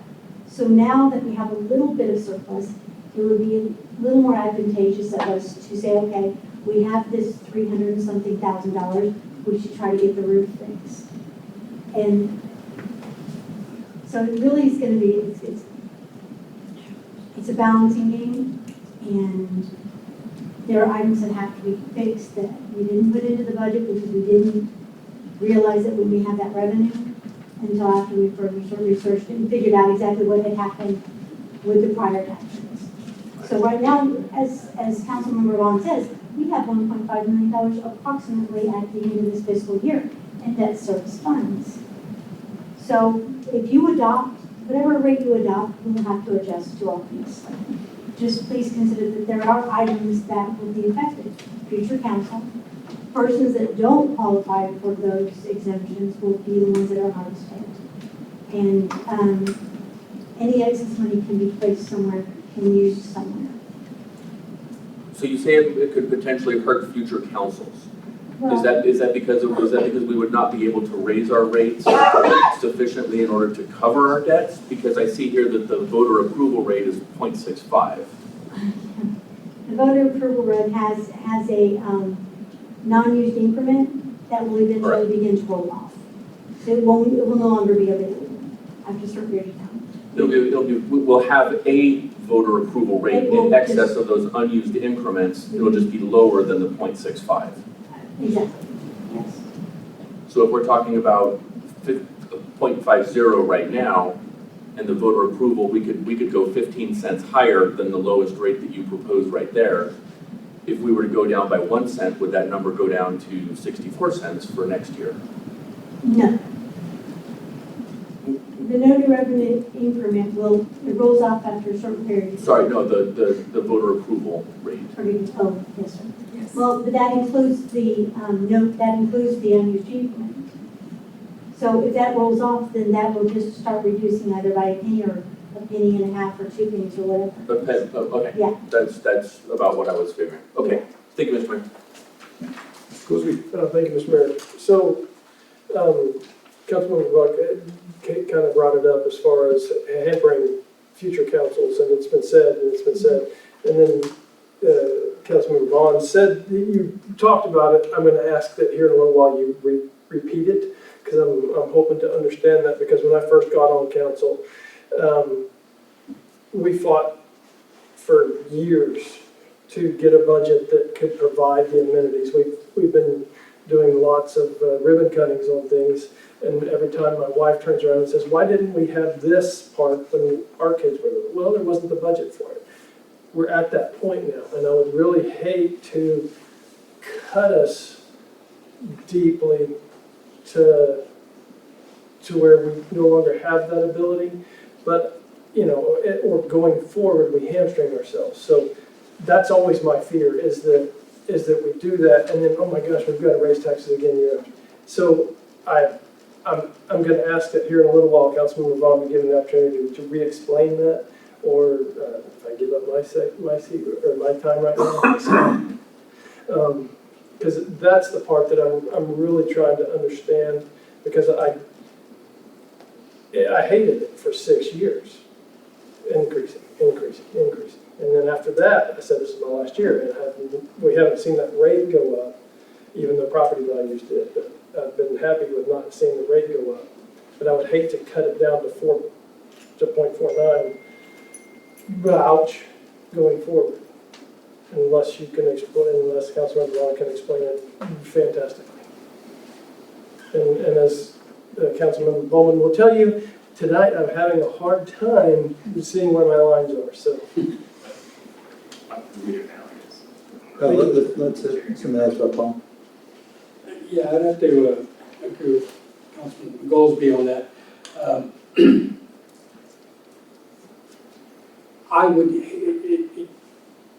I believe it puts a lot of pressure on future councils as well, where we get to a point where a future council, where maybe none of us are a part of, has to adjust things in a large amount. That really makes things look pretty bad, because we save a few cents, and I'm just using a few cents as a way of communicating the fact of not having a shortfall. And also with the 65 and over, we do with the 4.9, I mean, it's going to be staying at, No, sir. It doesn't stay at 4.9. They stay at whatever froze at, or whatever the ceiling was. So if their ceiling was 50.54, it'll stay 5.4. But it can go down, but they'll never go above the 5.4. Does that make sense? Let me explain it too. People get this very confused. So the value, if you're 65 and over or disabled, you have a tax ceiling. I know we call it a freeze. It's really a tax ceiling. So let's just say that when you got froze, your tax ceiling was $1,000, right? That's the most you're ever going to pay to the city of Universal City. Whether your valuation goes up, doesn't matter. Whether the tax rate goes up, doesn't matter. You're at $1,000. If the value of your house goes down and the tax rate goes down enough to lower your valuation to $900, then you're at $900. But then when a future city council comes and they want to issue more debt or do whatever else they need to do, if they set a tax rate where if you're 65 and over and disabled, you would have been paying $1,100, you won't be. You'll be back at your $1,000. You will never go higher than your $1,000. You can go lower, but you will never go higher. And that's, I think, what the discussion is on future city councils, is what's it going to do for them making that decision when they have to go higher or need to go higher or whatever that happens to be, that if it has to go to $1,100, the 65 and over and disabled aren't going to be affected by that. It's going to be the under 65 and the commercial properties. And that was my point. You can go lower, but you'll never go higher. Correct. Once it's locked in. But Which- even if you go lower, it doesn't mean that you're frozen there. That's where Okay. people get a little bit confused also. And to me, that, and, you know, I understand that. I'm 62 now, you know, I'm 3 years away from that myself. But as time goes by, I also, it's nice to get a break and everything, but I do believe that that puts more of a burden that we just assume that a younger population can suck up, which I think that's a wrong assumption. So, yeah, unless Councilman Vaughan, like Councilman Goolsby said, really explain that, then I would like to hear him again as well. So. Let me add a couple of things before we go back to Mr. Vaughan. I have been here a long time. I think you all know that. There was a period of time where I think it was at least 3 or maybe 4 consecutive years that we went absolutely to the voter approval rate because our rate was so low, the city could not perform its duties. That rate was 7.99%. Right. So that's, in those days, we had 7.99%. The state narrowed that down. So I will tell you, there was a very tough decision that this council made to go to that rate. But we were able to start providing the services that people really needed. Like Mr. Goolsby said, we could have, why didn't we have all these parks back then? Well, we didn't have the budget for it. So I just want you to take that into consideration. I have been looking at the proposed rates for some of our sister cities, and I can tell you that everyone I've looked at so far is proposing that they go above the no new revenue rate for their next fiscal year. So that's just throwing that out to you. We've got to be careful. I love the idea of not being able to raise the revenue or the funding, excuse me, for and the taxes for people. But we have to be forward-looking, honestly, to do that. I'd personally like to see us maybe do a compromise between the de minimis and the revenue. I think if we keep it, whatever we do, even 0.49, I think that's too low. I would like to see it at least maybe 5.10. That's just my personal thought. So we'll leave it at that and we'll press out from there. So we'll get you Bulman and Christine. I've sat out in this audience for a year and now I'm up here and I feel like year after year after year, like all you guys ever talk about and all the city is really talking about is how much we want businesses here and how much, we want to develop businesses and how important our businesses is and how we need to spend all this money to bring businesses here and buy land and it has been nothing but business. And Gather Brewery has been touted as, this amazing, wonderful thing for the community, and it is, but you're looking at their evaluations, and you're saying you want to pay, you guys want to do 52 cents, and you're saying you're just okay with them paying a 65% increase on their taxes, or even smaller, like Belisara, who just got here, you're saying you want them to pay a 43% extra for taxes. That to me, you're never going to get businesses here. I mean, it's not fair. It doesn't make logical sense to me. I can't even imagine having to pay that when you could easily pay, go from 43% to 35%. And then same thing with homeowners. You're talking 16% because we all went up 10%. So you're talking 16% on the homeowners at 52 cents. I don't know how you reconcile that we have to have all these businesses. We're going to invest millions of dollars on buying property, but then we're going to tax them out the nose and hope that they still keep coming. It seems like we're doing things backwards. I mean, it's not logically clicking in my brain how we're fighting for one thing, but then we're doing another when we approve a tax rate. So I'm going to stick with that 49 cents. Anything else, ma'am? No, I'm good, thank you, sorry. Mr. Ted? Thank you. I get concerned when we talk about that we had to come up with $500,000 this year, and we had to make extra cuts because we came in after the fact and discovered we didn't have the money we thought we did. And then to ask everybody to make all of these huge cuts. Yes, I want to keep our homeowners in our minds and our businesses in our minds, but I also think we need to think about what does our city need to operate effectively and to serve the citizens, and so that we have public services, we have the fire, we have the police, we have all of those things. I think cutting it to 49 is too much. I think it's too aggressive. I know that the city recommended the de minimis, I'm probably not saying that right, but de minimis. But I kind of am coming down where the mayor is maybe a compromise between the no noon revenue and that other rate. I just think we would be too aggressive in going down 49 to that 49-cent rate when we haven't really had a chance to think through those decisions and how it's going to affect. I know we have operating funds. I know we have things that we can pull from, but I also know, I'm guessing we did not budget for 3 air conditioners in 3 of our buildings this year that I know went out. One of them we did. Okay, so 1 out of 3 we did. The others were not. And talking about the maintenance that we need, if we need a new roof, what happens if we don't replace it? What's going to be the long-term impact of making those cuts and not getting that work done when we should be? I just think that it's too much, and that's where. But if, as Councilmember Goolsby said, if you can help it make sense to me in my mind that we would be okay, maybe. But I think it's too much to consider going to that rate.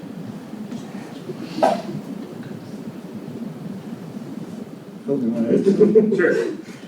So just to answer Mr. Goolsby's question, so the tax rate is broken into 2 pieces. So you have a piece that goes to your general fund and a piece that goes to the debt service fund to pay debt.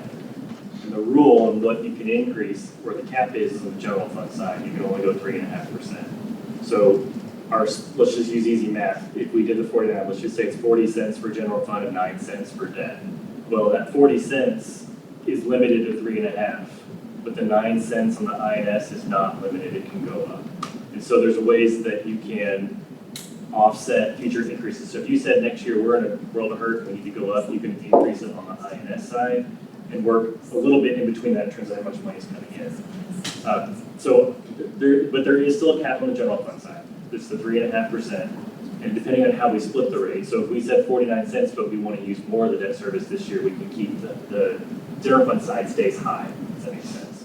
So it's 49 cents, but then we can play games in terms of how much of that's going to be for the general fund, how much it's going to be for debt. So you can keep the general fund high, keep the debt low, and then you can slowly switch it over time if you need to. We have 3 years of high debt service that we need to get over, and the fund balance that's in debt service, if you use 300 a year, would get us over that hump, and then we have a cliff of the debt after that, which I know we have plans to issue more debt for the streets, so that would be tacked on the back end. But by then, we're going to have all these apartments that we've approved. Cibolo Crossing is going to be in. We're going to have more development coming in, paying for some of that revenue. I also just want to point out that we're not cutting anything. So the rate's going down, but we're not reducing the total amount of revenue that we're getting. We're really getting about the same amount that we got for 2022. And the property taxes for the general fund only cover about half of our budget. The rest of the budget is covered by all the other revenues that come in. So minor tweaks to the property tax rate really aren't driving the overall budget. And I'll just say it again, that assuming that we don't raise the revenue from where it's in the budget right now, it still allows the city to spend a historic amount of money, like $16.8 million is what's in the budget just for operations. We're not talking about capital items, we're not talking about trucks or anything. That's 16.8 of salaries and nuts and bolts that we've never spent before. So we're not cutting to the bone or anything. I agree that it takes out a lot of the wiggle room in the tax rate, which I think is good for our taxpayers. I don't think we need to add extra wiggle room just to have extra wiggle room, but perhaps there's a compromise there. I just think you have to think about, why am I going to increase taxes on people if we don't need it in the budget? And if you are, then I think you should have a good reason for it to say, we need to increase taxes because X, Y, Z. Rather than just, we're a little nervous about what's gonna happen in the future, and so let's just add more money in the kitty and hope that, something happens. Councilmember, that's not what we're doing. Well, why And would you? you're right about the INS, and you're right about the M&O. However, if you have 40 cents for your M&O, and then you have 9 cents for your INS, like I said before, if you increase your INS, it's still gonna increase the taxes the bottom line. Correct. And my So point it's is still that you going have. to, I'm sorry. It's still going to affect the taxpayers. So 100%. I think that council should be able to come to a consensus of what's best. We recommended the de minimis rate, or at least no less than the de minimis rate, to cover additional costs.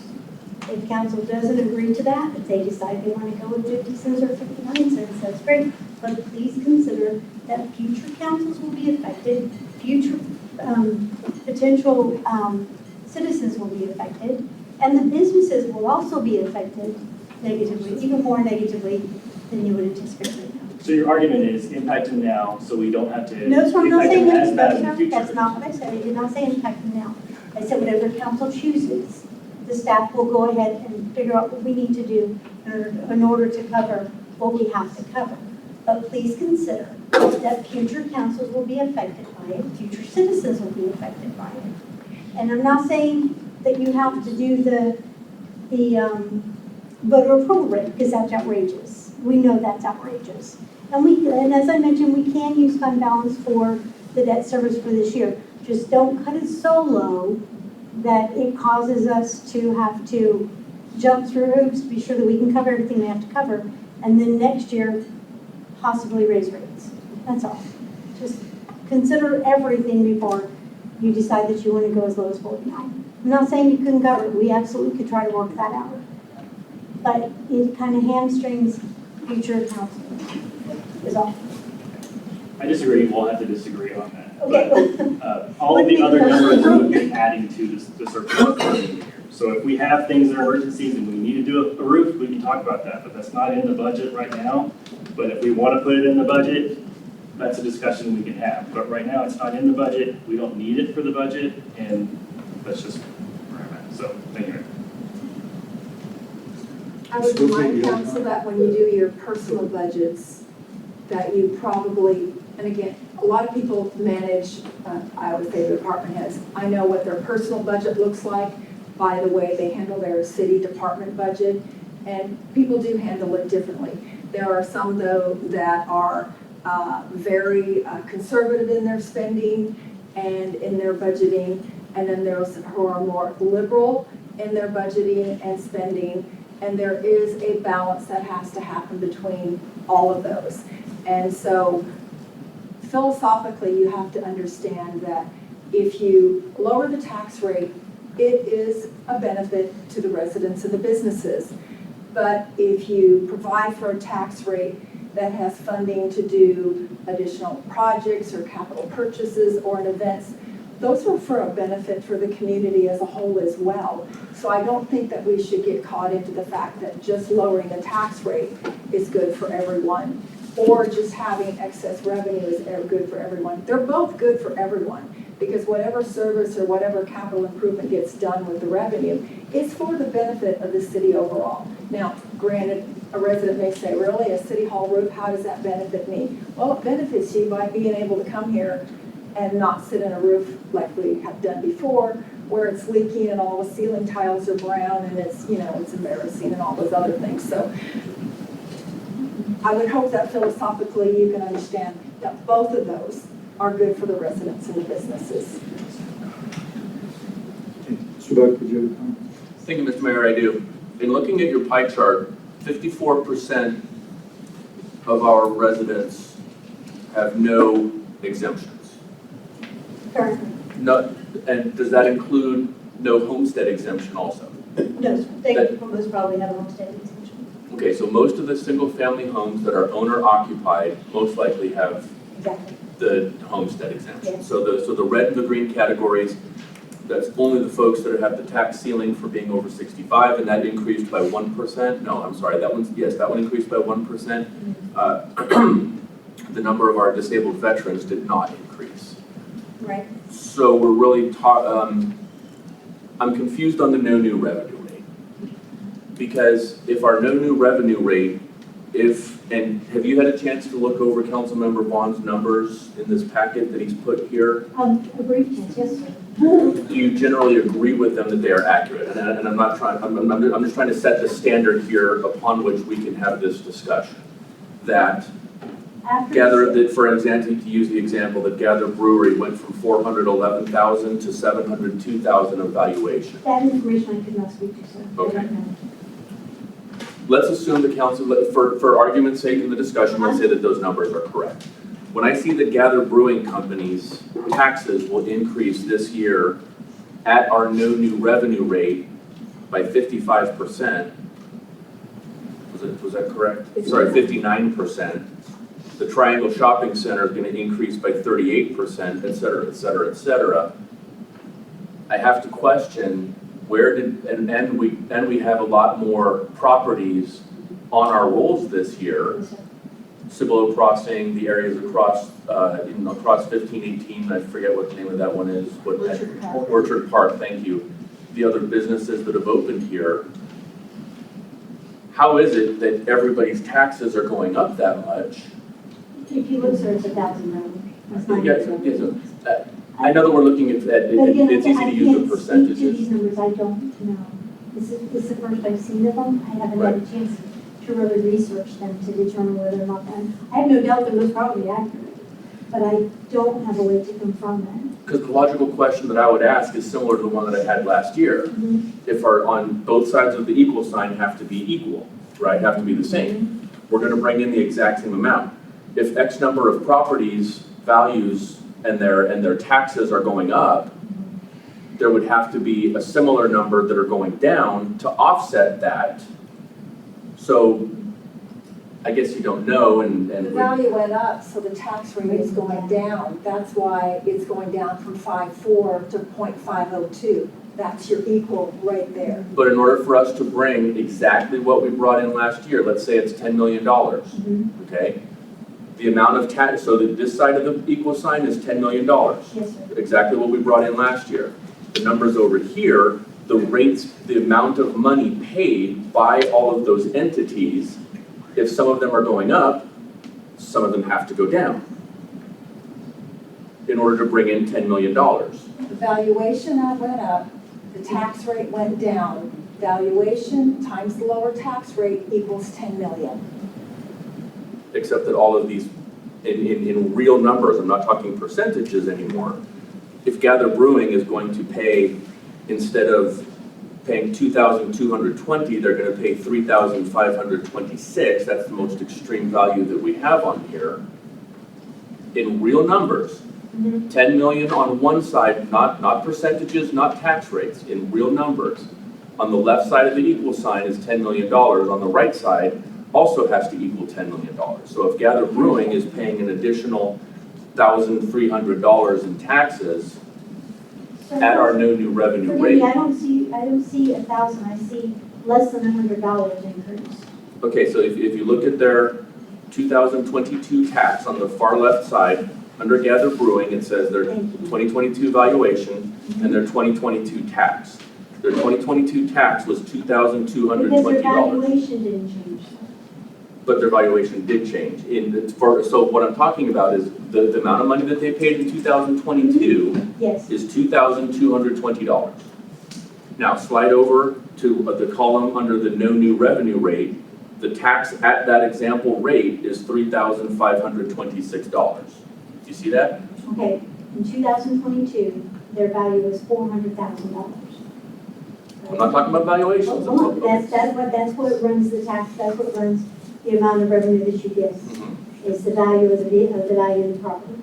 The property value was $411,000. It's almost doubled in value. Yes, ma'am. So yes, it's going to be up a little bit. I guess I feel bad. I honestly cannot speak to any of these numbers to be sure that they're correct. Yeah.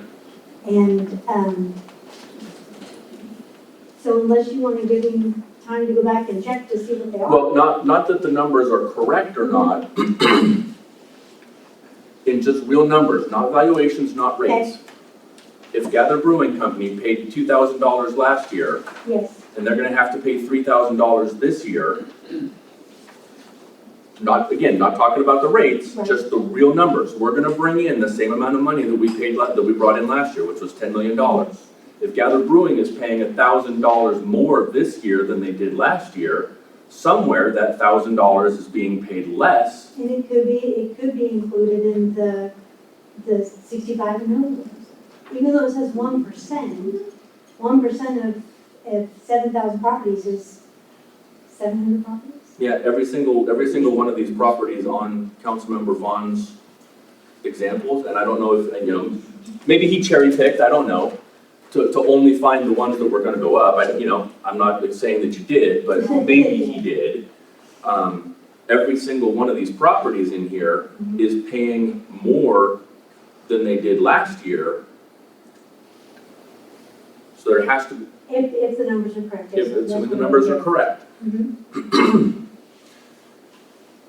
But the only logical explanation would be possibly the 65 and older ceiling are paying a little bit less, or because they are at a ceiling, they're not being affected with everybody else. They're gonna pay the same. Yes. I don't honestly have an explanation because I've just seen the numbers. But you understand what Values didn't go up, yeah. their property values went up, but as you said, the But they tax get taxed ceiling. at that, so. Correct, but their tax ceiling is still gonna pay the same. So anybody in Universal City who's 65 or over and owns their house is gonna pay exactly the same amount that they did last year. Not necessarily. So there might be more over 65 properties that are now on the rolls. You did point out that it went from 31% to 32%. So 1% of our properties, Which I think residential is 5,000 properties approximately. So we have total 5,000 properties in Universal? Residential. Residential properties. So 1% would be what, 50? 500? I'm sorry. You're the accountant. I'm doing better math than you. Sorry. But that was at 3 o'clock this morning getting kids ready for school. Okay. So, And we need to settle on a rate here, and I apologize that I'm trying to take, no but problem, I fully understand. I understand how the numbers work. I'm trying to understand, again, potentially whether Fair County has given us. They have it. The numbers are accurate, but from your opinion. Thank you. Okay. The only thing that wasn't included was the freeze properties for the freeze properties for Pueblo County, but there were only approximately 12 properties that would have been affected, so it wasn't worth the effort to try to add mathematicians. And then next year, Bear County is going to be better about getting the information to what we're doing. Okay. Thank you, Mr. Mayor. So I'm going to ask this question on the, how does this work? We've got a motion and a second at .49. If that's voted on and not approved, can we make another motion, or is that kind of? You have to come to a decision. Okay, I'm just making sure that's how. As in you have to have a majority vote on some rate. I'm just trying to figure out if it was a negotiation with Councilmember Vaughan on this .49, or if it's a no vote and then throw something else out. That's all I was looking for. Okay. So I was prepared to go .52. You've got great numbers here, and I appreciate that. I'm going to throw out that we meet in the middle. What number do you want right now? Well, Because he's got several in the city, yes. They're kind of different. okay, he's got .49 and .52, so it would be .505. Okay, remember we did this last year? I know, I'm How at- much trouble it got it? Can we use numbers that are already I just went calculated? to 0.517. I was trying to be.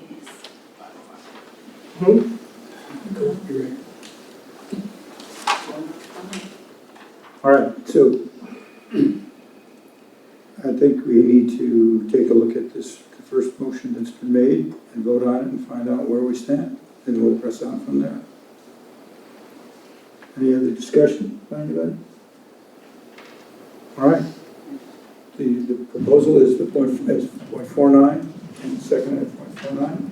So let's call for that vote then, please. Councilmember Vaughan, Aye. Councilmember Bulman, Aye. Mayor Pro Tem Goolsby, No.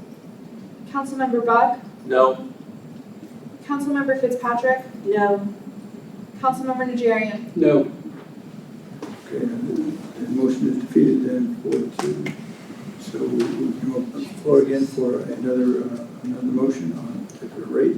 I make a motion that we set it at the de minimis rate that is shown here at 0.517, 499. Second. Okay, a motion and a second. More discussion. Bill? I just want to make sure that before we vote on this, that means all homeowners are going up more than 5% that are not I'm going to take a residents, minute to look at those numbers then. and that it's going to generate 464,000 extra on top of what we already have in the general fund. So that's going to be 840-ish thousand extra in the general fund for, we'll just blow it on something. So that's the plan. That's if you use, Thank you, Mayor. that's if you use, that's if we use fund balance for the. Correct. Yes, sir. Okay, Ms. Bowman? Yeah, that's a 5.6%, so add the other 10 from homeowners, so you're talking 15.6%. There's no way I'm gonna agree with that. Mr. Buck? I like Mr. Goolsby's suggestion of meeting in the middle at 505. It's not up I here. know. Nobody's calculated. Right now, it's proposed at the 5.51749. Well, so it's higher than the no new revenue, it's lower than the de minimis, and it will still cover our expenses. And we would have that balanced budget.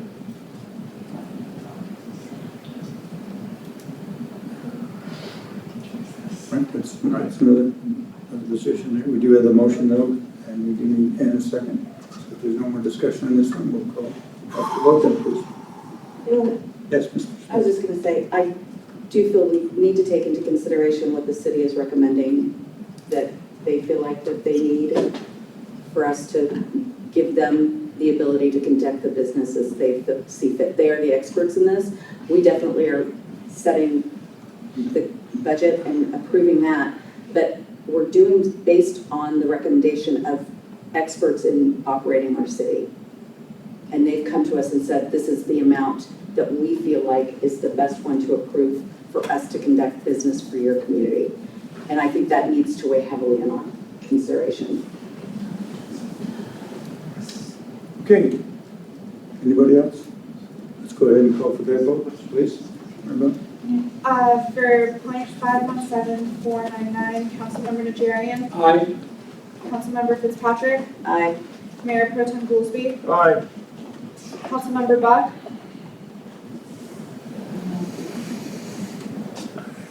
No. Councilmember Bulman, No. Councilmember Vaughan, No. Mayor Williams. That's a tie 3-3. I will vote yes. Fine. Jesus.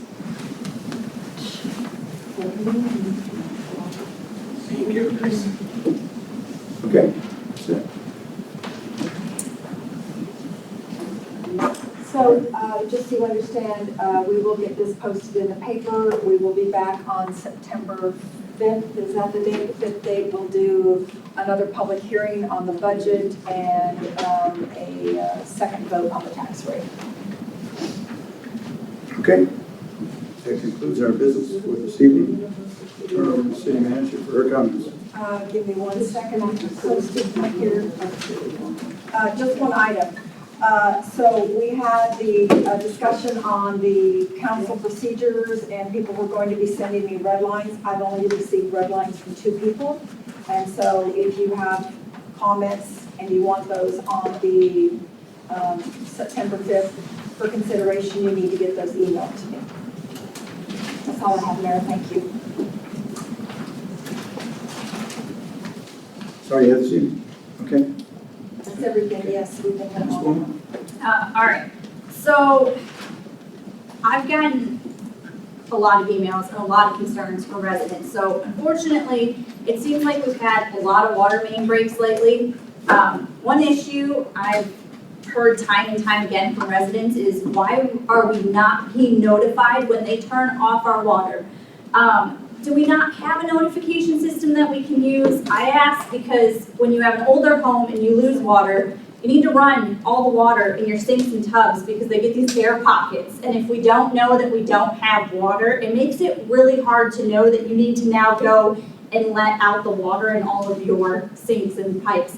I know that, like, yes, there was a post on Facebook, but by then I had already had water and it wasn't helpful. But I know there has to be a better system because I'm not the only homeowner and there's been several that so I'm just asking if there's some way we can bring up this situation and see if we can come up with some solutions that if you're going to turn off our waters because of a water main break, you send out an email blast that says, hey, if you're affected, you know, we're having a water main break on Pat Booker and you might not have water for the next couple hours. I did call and other residents did call, but I just think there's an easier way, especially if it's closed, if it happens at 10 o'clock at night. There's no email blast or person to call if you lose water. So we have 2 notification systems. One is you can sign up for any time an emergency alert happens on our website, and you automatically get the email or the phone call, depending on which you choose. We also have our reverse 911 system, which we constantly hound people to put in their phone number and email address, and we can geocode that, and it will go out to you. The problem is a lot of people have gotten rid of their landlines. They haven't updated their information on the reverse 911 for texting, email. So we have it. People just have to give us their information. I'm on both, and I didn't get anything about the one that broke on Pat Booker. And same thing with other residents. They're on the CPS text emails. On the big break you're speaking of, our phones were flooded. There was no way to get information out. From dispatch to here to our offices. While staff was out with 3 main breaks dealing with it, we were able to get Regina to put it out there. That's all we had time for because our staff couldn't even get a number. That phone was ringing off the hook. There was no way to get a call out to anybody. Well, I just know like there's been 3 breaks and then another one that water got shut off at 10 o'clock at night and same thing like. They notify. If it's a single block that they go door to door. And that's the best way to notify, door to door. That's what they do. And if that's not happening, let's play devil's advocate and say that's not happening, who would they call? If they call after hours, it goes to dispatch. Then it goes to our standby person. Okay. And so then we make contact with each individual that calls. Okay. That's it, thank you. One last thing on that, Councilwoman Bulman. So this time of year, we always get main breaks. They do happen because everything's dry. And so everything starts contracting and shifting.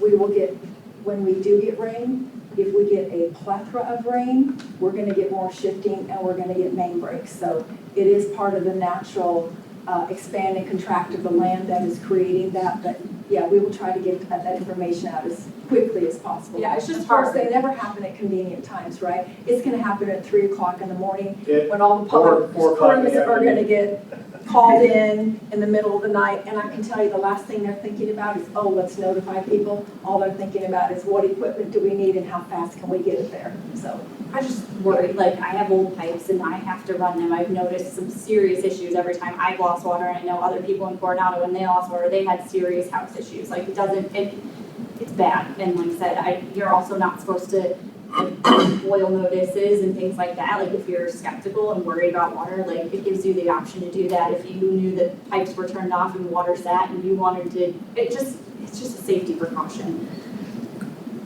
All right, that's it. Thank you. Bill? I'm concerned about Orchard Park and our ETJ across 1518. I understand that our cost estimates for the low water crossing came back higher than we anticipated, and I wonder if this is in the best interest of those residents across the creek to be serviced by us. And I also think that this is potentially complicating our elections, and I think that I'd like to ask my other council members if we can add it to the next agenda to discuss whether it makes sense for our city limits to extend across 1518 for these residents, or if it would be better served by another neighboring community that can provide it at a better service rate. And that even if we do this low water crossing, it's not going to be accessible during a storm. And I just think we're doing them a disservice by not being able to provide good services overall on that side of town. It doesn't make sense for us. I don't think so. I'm asking if there's a consensus to put that on the agenda and to reconsider this. Well, what do you think? At least for an item for discussion about that? All right, we'll do that. Thank you. All right, Christina? I'm sorry, can I get a point of clarification? Are we discussing the low water crossing, or are we discussing de-annexation of Orchard Park and the rest of the property in the ETJ? Because those are two separate subjects. Yeah, it's the pros and cons of having our city limits extend across the creek, and whether or not that makes sense for us as a community and for them as residents, and what our options would be if we So it's decided. basically the discussion that we had when they petitioned to be annexed. Because remember, we didn't go out to annex them, they petitioned to be annexed. That's something different. Correct, but our ETJ was already there, correct? It was already there. We had no intention of de-annexing them. They petitioned us to annex them. Correct. So we'll have to figure out what the legalities of that are since they made the petition to us. Well, we know the disbenefits to the homeowners is that they follow the county services. Okay. Yes. Okay. We would definitely have some legal questions with that, so we'll look at that. Thank you, Mr. Mayor. Just one quick item. Thank you all for being here and putting up with us as council trying to do what we can to better the city and keep things running, and appreciate all your participation always. Was at the Northeast Partnership meeting this last Thursday. Our representative here in Cuellar was our guest speaker, and just was letting us know that he's a middle of the road man, and there is money for this area. He treasures this area and the base, and there's money, just looking for some direction where to put that money and how to best use it from some people on the base. But so kind of stay tuned for that. But it was a very good discussion on that. So that's all I have. So thank you. Thank you, Mr. Mayor. That's all. I'm good. Thank you. Mr. Buck? Thank you, Mr. Mayor. I'd like to point out that the business of running this city is a messy business. Okay? The folks that are sitting up here in front of you are all unpaid volunteers. They're doing this essentially out of the goodness of their heart and for the residents of this community. So everybody's exasperation and their gasps and their comments about how ridiculous this is are poorly taken. They are not well taken. We are up here trying to do the best that we can for the residents of this community. And like I said, it's a messy job.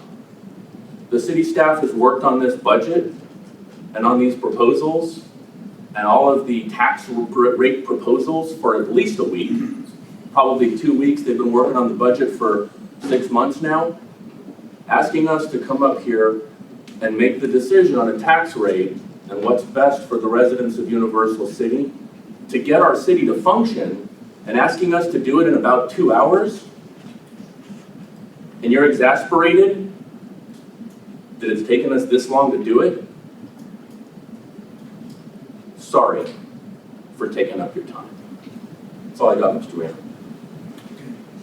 Well, thank you, everyone. This is obviously a tough decision, and I made it based on the fact that I think there is a compromise position that we need to take into consideration, and I really appreciate everybody's comments and candidness about how they felt on this issue, and I think it's just something that we have to deal with, and we are not paid, and we try to do the best things for our city, and we all don't necessarily always agree on it.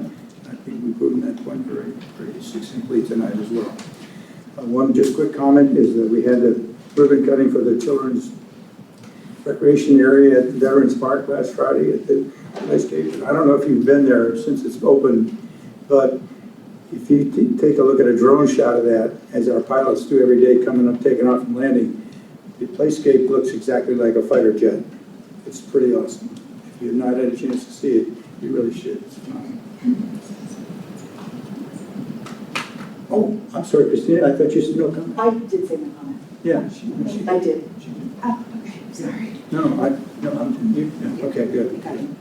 Thank you, everyone, for sticking it out tonight. Really appreciate it. It's a tough time of the year, and we all have to make sure that we get some good night's sleep tonight. We hope, especially Christine. So, thank you very much for coming and sticking it out. I really appreciate it. This meeting is adjourned now at 10:20. Right.